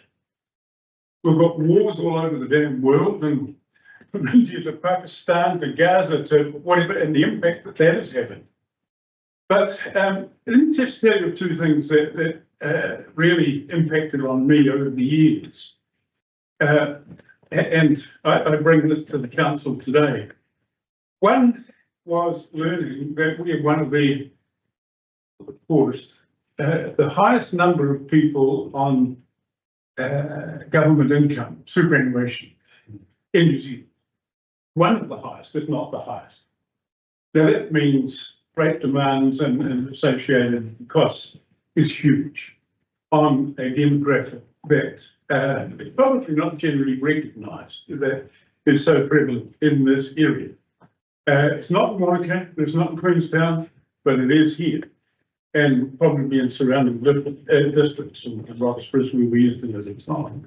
And that reality has had a profound effect on my thinking on so many things, that we just can't carry on doing what we've always done. And that's just a 10% increase. Just because some damn schmuck in Wellington who doesn't know much about anything, called minister, tells us that we've got to do this or do that. It's appalling, quite frankly. And this is why, with those of you who read my submission, the cost of 400 odd million plus for water. I drink a little bit of water a day, not much. Possibly this time, right, normally. But grandchildren and others drink a bit of water. But when I look at the changes that have happened in that water and our delivery systems for milk and postal that's coming down the road, there's been dramatic changes. And we get so much stuff from the supermarket. Now, I'm not suggesting we put all water in the supermarket, but what really concerned me was reading this, and a little bit of my commentary here was, what is the data that you can put in front of me and every other person in this district in terms of informing me better as to the outcome of spending this 400 and something million on water quality? Can any of you get even close to what the increase in the water quality is going to be as a result of this expenditure put in place by, well, both parties? It's not just the current minister, Manana, who was off the planet when she came in with her, and I know the reason why she brought that in. You don't have to be a genius to work that one out. But this is what, you know, this it's not so much the spending of money or council, well, it's not council, it's very pays money. I know that that has to happen, of course it does. It's the quality of the spending that is just so damn crucial. Now, really, can anybody ask again, can anybody tell me what the increment is going to be in the quality of the water when this process is finally put in place? Region, could a filter on my tap at home, well, a bore water actually sometimes, could a filter do a better job? Because then I remember that the council actually put meters on everybody's house, did they not? I think so. Correct me if I'm wrong, please. But I'm pretty sure it did. So will the filter on your kitchen tap do the same job? And what is the risk to our health population? Well, I've got two members of my family in the health field. They tell me that some medical condition, when you get sick, thinking there's clostridium and all that sort of stuff. And I'm issue. Not down here. So I haven't yet understood where the problem really is. And I have not had the data that enables me to answer your problem of your option 1, 2, or 3. You cannot make decisions without data. Surely to win this. I don't care what it is. And then I saw on TV, just to break the monotony of talking about water or writing about it, as I'll continue to do. Is that me? Yes. Yep. I knew, it was great, I was gonna say. I have no data on these lovely old heritage buildings around the town, around the district, I should say. They all condemned with link to me. I tell you what, I would quill the minister in down here and tell him, you want exemptions right now from this earthquake cost and re-strengthening. Not in your big places like in, Cromwell or big buildings, new buildings and so on, of course they'll have to scratch. But these little places stand alone in the middle of nowhere. And they can't, and the small communities are asked to fix them to earthquake standard? I don't think so. The Pellier Hall, Mr. Duncan has probably danced that and done a few things there over the years. I've been at funerals, and they are fully capable of managing for probably another 100 years with a little bit of help from the locals who can fix the pipes, who can paint the weatherboard or do whatever. But you just sell it, give it to the locals for $1, and they take it over in a local trust, and there's no insurance costs, and you just wear that, not with Roxburgh notwithstanding. Doesn't happen very often, and that was just well, I think I know the reason why that happened too now. So we can find ways of doing things better in our communities. And I think that's one of the most important things that this council can do is ask for locals to get more heavily involved. And you make the decisions. It's not your decisions as to whether the Vexall closes or the ends close or whatever. It's theirs. It's theirs, not mine. Finally, I just wanted to address, I can't let it go great. The volunteer issue, massive, absolutely massive. Country couldn't work without it. And I had to think of my wife will kill me for mentioning this. She would go to Ranfurly Friday afternoon, work right through, well, not necessarily work, but be on call right through Monday morning sometime. And who guess how much she was paying to do that? The nearest thing to a volunteer is being paid $2 an hour. And that's what I worked it out, she was paid. Unless, of course, there was a major accident. So volunteers, even if you find them in the most strange places, great. Of course, I voluntarily write a few articles for the paper that trying to encourage people to reassess their thinking a little bit. But please, the water thing, ask the minister to justify this, Mr. Kelly, whoever, ask him to justify and tell a few people down in our neck of the woods who have done a pretty good job, really, to tell us what the incremental difference is going to be once we spend all this money. Is it going to be worth it? And I do know that the Manchester River had 20-something municipal discharges consented into that river. We're not been able to bear down here. And I think that's the And challenge that we find for people, Jerry, when you talk about water, is that there will be no discernible difference for our people when they take water out of their tap or flush their toilet for that $400 million spend, other than we will be compliant with the legislation. And we will upgrade it, aging and other project I infrastructure. would ask you, and I say this in all sincerity, having been in that system for a while, ask your local MPs to bring the minister to Alexandra to a public meeting, and it's called leadership down there. Ask him to come down to a public meeting and tell us what the benefits are going to be. And if they're real and genuine, I hope we'll be the first to thank them. Good luck with that. Thank you. You're gonna get the sound barrel soon. I really appreciate the time. Thank you very much. Thanks, Jerry. Another Thanks, meeting, Jerry. more than an hour ago.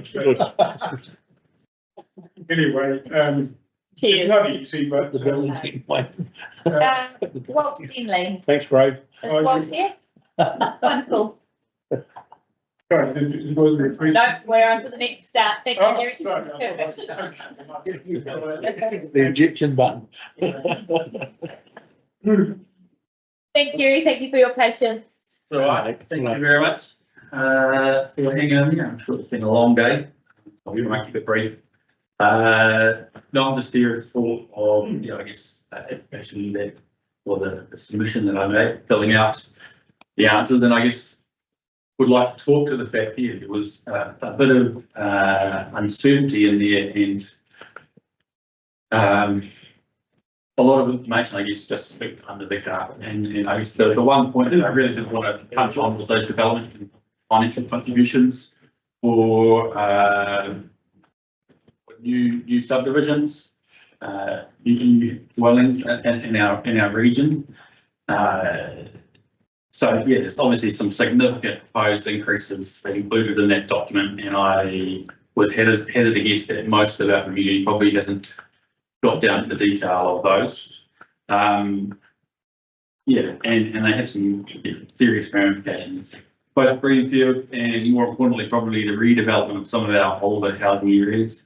The increased proposed contribution make it very, very hard for attracting new investment into our areas, and that is also that's one point, the increase, and there's obviously some good justification for those included, but there's also included in the information there some very large disparities between the catchments. So the difference between those new proposed development contributions for Cromwell versus Alexandra and Clyde, for instance, the difference is over $20,000 and or close to. So yeah, increase is massive, and when we're talking about trying to attract investment to our communities, quite often the dollar will follow where they can get a return on investment. So the trend of Cromwell growing at a very rapid rate of loss will likely be reinforced by the way that the development contributions have been calculated.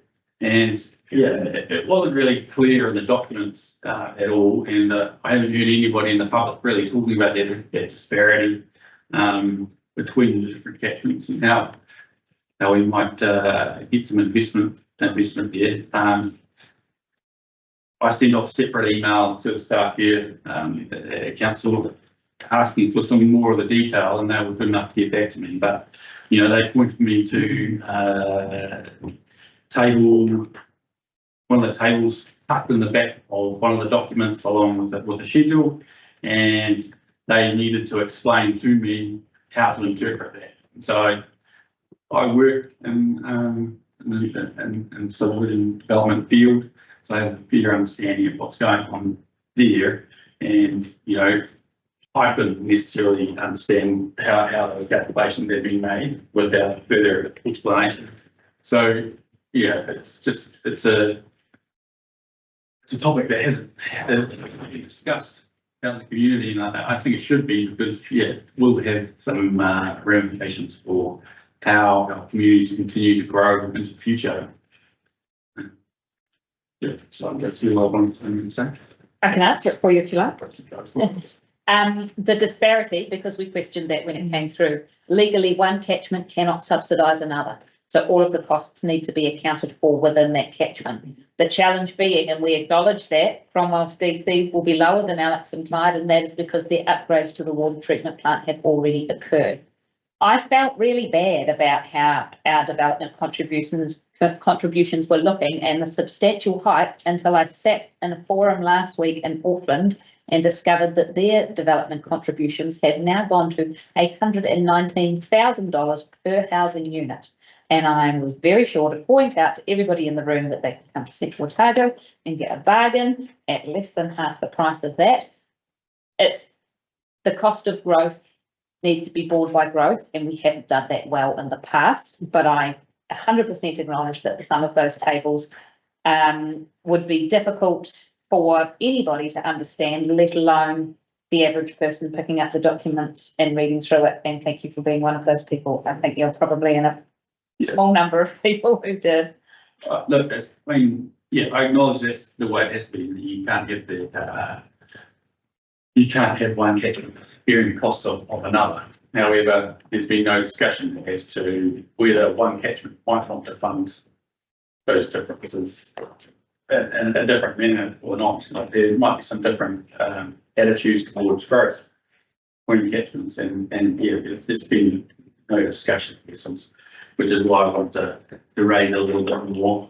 I live in one of those catchments that is going in Omakau, that is going to have the impact of those DPs is going to be significant for anyone who wants to subdivide land. And that is all born, as Tony said, simply out of the water situation in Omakau. And, you know, the going up to basically $50,000 per section, the difference is the value of the section in Omakau is a lot cheaper than, so the incentive, I fully respect what you're saying, because the incentive to subdivide and to get that close potentially is going to be stymied.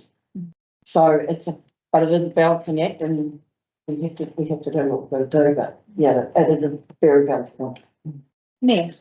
Well, given your experience in the subdivision world, with the only other real alternative is to not fund it from developers, but fund it from ratepayers.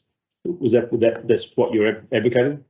I'm just saying there's been no discussion on it. So maybe some of the catchments may wanted the opportunity to at least discuss that ahead of the development contributions changing over on the 1st of July. I'm surprised then that the rest of the people in the industry that you're in haven't been there representing their clients on that basis. You seem to be about your own voice. I suspect you're going to, if you haven't already, had a flood of applications trying to beat that deadline. I suspect so. Yeah, that's what I do. Yeah. But in terms of the long term, that's I think the key thing is that what you're raising has been when we first brought DCs in, which was a very short process back, God knows how long ago it was now. That's been a review from a lot of developers saying, well, I shouldn't have to pay, someone else should be paying for it. Seeing what happens, still on. Yeah, generating new rates, I guess, and some there's different attitudes towards that, and having a disparity between developers within catchments is going to direct investment towards the cheapest place, and being that Cromwell, they're going to generate new household equivalent units because of that. And that's actually going to make development contributions even cheaper in the future because of that. So I guess some of that challenge is borne by the fact that land in Cromwell is significantly more expensive currently than land in Paddy role or home count. So, yeah, thank you for highlighting it and thank you for reading that part of the document.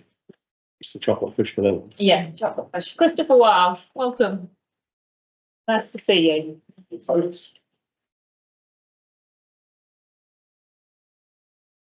Hello, everybody. I would have been joined by my daughters, but they're at the pools at the moment enjoying swimming lessons.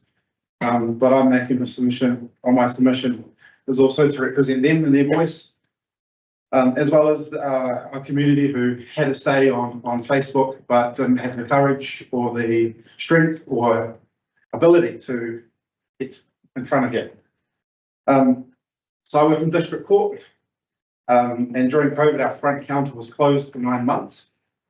And so those that come to the court to get certain services were turned away or didn't have the opportunity to get affidavits sworn or things that they may have needed. So over time, the public just didn't come. And I believe that's part of what happened with the swimming pool and the outdoor swimming pool not being used in Alex. So I guess my submission today and what I submitted to you is keep the outside pool. I don't think the information that was provided to the community was accurate. It's definitely not, the information provided wasn't the experience that my daughters and I found every single weekend, every Saturday, when we went to pools to use it. The truth is the community loves the pool and would still use it if it was given a fair go. That pool packs up when there's events or other activities on there. They've had some amazing events in the past. We certainly love it as a family. It is great to see and hear that they've just recently bought a whole new range of inflatables and a outdoor net for playing volleyball. So they just recently invested in some great stuff, and it's all right for ourselves. Hopefully our community gets to enjoy that. In the past year, our outdoor pool was also used for the, I watched online that earlier submission about the international records being broken and achievement in the ice swimming. I thought that was fantastic. I was there as they were walking out of the pool after it just happened, and that was really cool just to see. And go us, go our community. It would be sad to see that lost.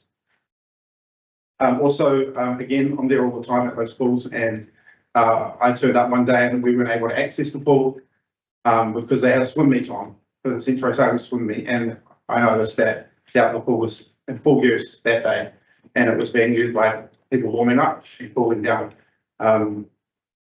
I just see huge value in it. One of the biggest things I think needing to be addressed is staffing. It appears that the strategy to staffing over the past 3 or 4 years has been one chasing the tail rather than proactive. I do not believe the data, as I mentioned earlier, and the stats that have been provided, and that's why that outdoor pool hasn't been utilised. Going forward, I propose strategic thinking to address the constant staffing issues, the shortfall, and sell the vision of being a lifeguard. I haven't seen that being sold very well in the public. I haven't seen it promoted, and I think that it's a great thing, particularly for young people, as a step into employment. But unfortunately, they don't stick around. So I think that's the area that needs to be addressed. There are barbecues out there, there's shade sales, and every time it's been open and people have been allowed to, it gets used well.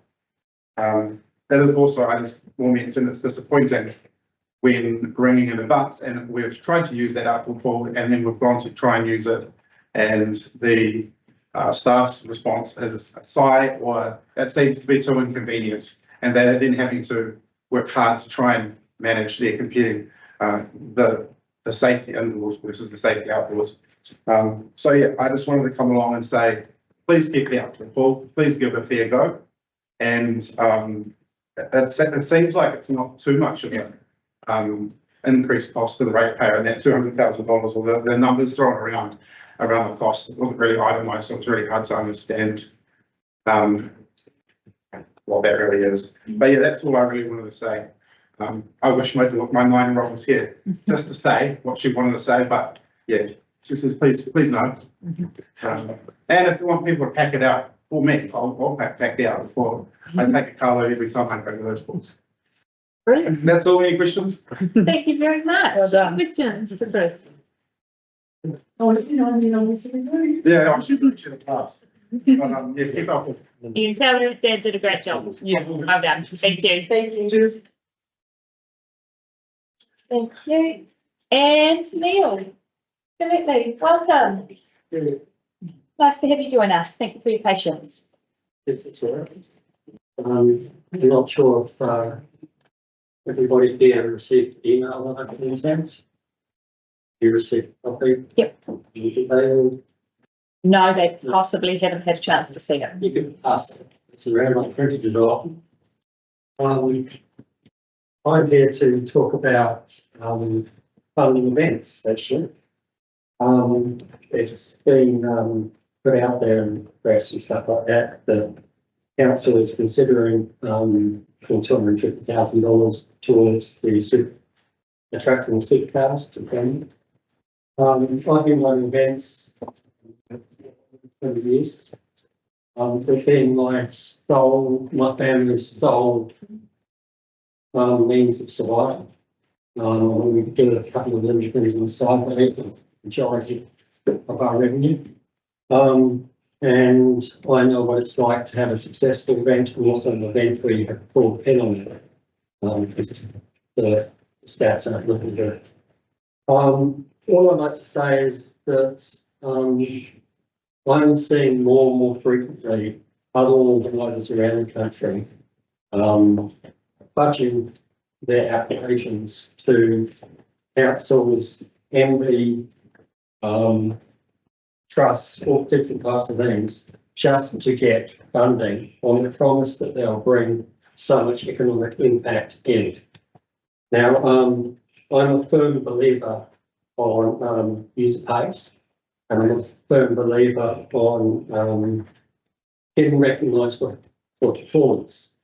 And what I'm trying to encourage council to do is step away from following other councils around the country and providing these handouts to event organisers, including myself, and rather pay after the fact to all event organisers willing to provide economic impact data to the council to put into your own, equation to determine the economic impact. That data is like I've been providing it to councils, trusts, all these different people we've received funding from in the past. And it's easy to obtain from your entries and from putting out monkey surveys and things like that. And council can even give the organisers the specific questions that will generate exact answers that they need to put into the equations. And what I'm suggesting here is if council were to give $250,000 to supercars, and what they're saying is it's likely to bring $40 million of economic impact to the region, similar to what Woolworths Open Monica does for QLBC. I don't discount that might actually be the truth, but that works out to 0.25% of investment in your council. But that, 0.625%, but that's quite high. And I've received recent funding of 0.061%, which is 10% less than that. So what I'm suggesting is maybe just come up with a figure, because you can't give every event organiser 0.625% of the economic impact that they bring to the region, because you don't have that money. But come up with a percentage like 0.2%, right? In which case, if the supercars did come and they did bring $400 million worth of economic impact, you'd be giving them $80,000. Whereas if an event were to run and only had $400,000 worth of economic impact, you'd be giving them something like $800 in return. And every event organiser, regardless of their size, can provide that data to you in return for a thank you, you know, for bringing that economic impact, you know, funding, which they can use for anything, whether it be developing their event, paying fees that are outstanding, you know, that kind of thing. It's just a recognition of performance rather than, you know, something up front. Now, I know this doesn't go to help startup events. I mean, I recently lost considerable amount of money just trying to start up Golden, right? But that's the risk everybody takes. And whether you're a dairy owner, a carpet store starting up, whatever it might be. But those businesses don't bring the economic impact that events do. And I think you all recognise that events do bring good economic impact and vitalisation to the community. So I'm just, amongst that information I've given you, please do read through it. I put my neck out there. It's, you know, it's against, you know, my peers and my business, but it's fair for everyone. Whether you're running a small one in Clyde or whether you're bringing supercars. It just recognises the organisers who provide that data to you, put it through some calculation, find the economic impact, and thank them. Yeah, I also want to support Marcus, who spoke about the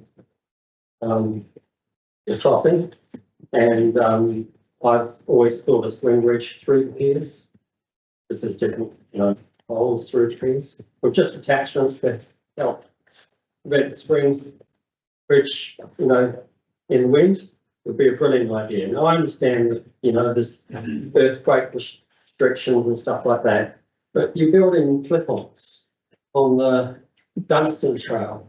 But geez, if there's an earthquake, there's a whole lot of rubber going to come on those. So there needs to be some, and I think another gentleman said, some flexibility around, you know, things like that. And also, there was a man here talking about subdivision stuff before. I've just recently done one, and it cost us a hell of a lot of money, and we haven't sold it yet. So I understand, as I was hearing from Neil or someone else before, that if council's got land for sale, sometimes it doesn't sell. You know, but if it's affected by water, what if those subdividers, like what I did, put down their own bore at our own costs to provide those dwellings, and those dwellings go on septic, you know, septic tanks and septic field, wastewater fields, stuff like that.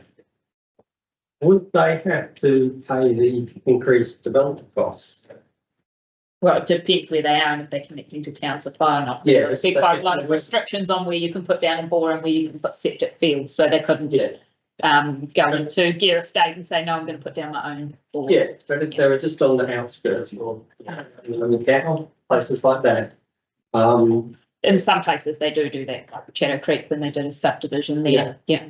I just had a question around the data for the proposed different way. How would that data be collected on the economic benefit to a community? But through my online entries, I can get data on the number of people coming, where they're coming from, right? Then I can put out post event surveys to get information on how many support people came with them, how many nights stay they had, where they the type of stay they stayed in, whether it was friends or whether it was Airbnbs or campgrounds or whatnot, and also how much they individually spent, and also accounting for their supporters that they brought per day, right? So that's all data I can get, and all I need to do is put a decent price out there. We've done trips overseas before, you know, sponsors have given us bikes, and we put a decent price out there, and you get a lot of people, you know, filling out your post-event survey in the hope to win that prize. And I guess that's something that's quite easy for you to do, being a professional event organiser, but for the likes of somebody bringing, we're going to have a pipe band competition and we're inviting other pipe bands, that's probably not attainable for some of the smaller groups that are running smaller events. You can put out a monthly survey for up to 100 people or something like that. And if you guys provided the exact questions to Jen that you needed to put into your equation to get your economic impact, then you could provide those to the event organisers, which will get set up on a survey. Or even you could even set it up yourselves, and we're a council monthly survey, and you just change the name of it for each different event and provide the link to the organiser. Yeah, so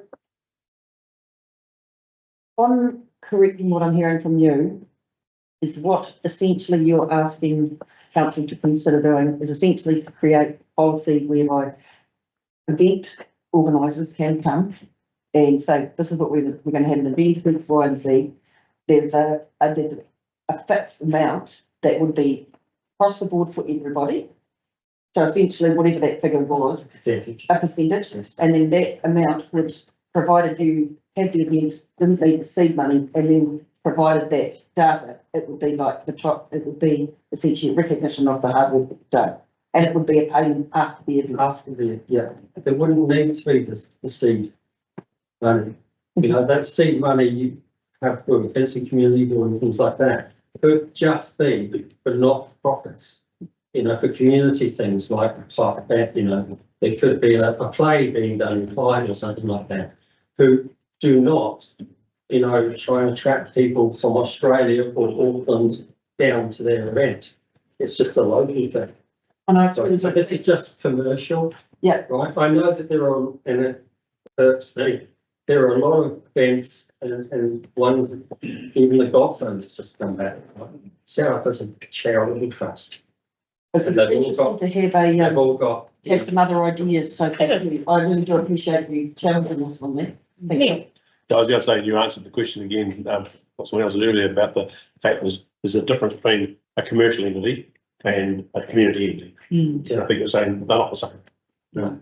So I have my phone. There's the trouble though, is you get a lot of commercial events setting up trust, paying their you know, people on their payroll. Yeah. You know, as directors or managers or whatnot. So working out if you found a way to get around that issue, because we're great in New Zealand at finding a way to get around the rules, aren't we, and break the system so we can benefit by it. That's what we're trying to do, I'm sure.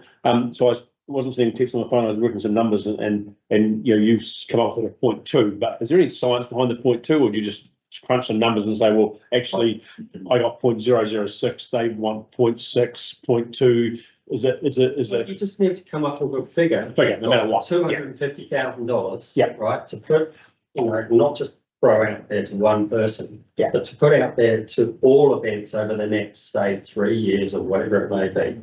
Right. Come up with a figure, you know, if the supercars come, 80,000 of that, if they bring 400,000, 400 million, sorry, $40 million back, impact will go to them. Whereas if a small event comes and only brings 400,000, that's $800. So certainly worth thinking about. There are some challenges around our requirement to put together a balanced budget each year and to not know what amount you might be giving away based on a percentage. Sure. You wouldn't necessarily, or you'd have to cap it, and then an event comes along and says, well, hang on a minute, we've brought in $40 million worth and you're saying the pot's empty. What's the pot? So yeah, there's some things that would need to be fine-tuned, but it's nice to be challenged and to have some different ideas. You just don't know how many entries you don't.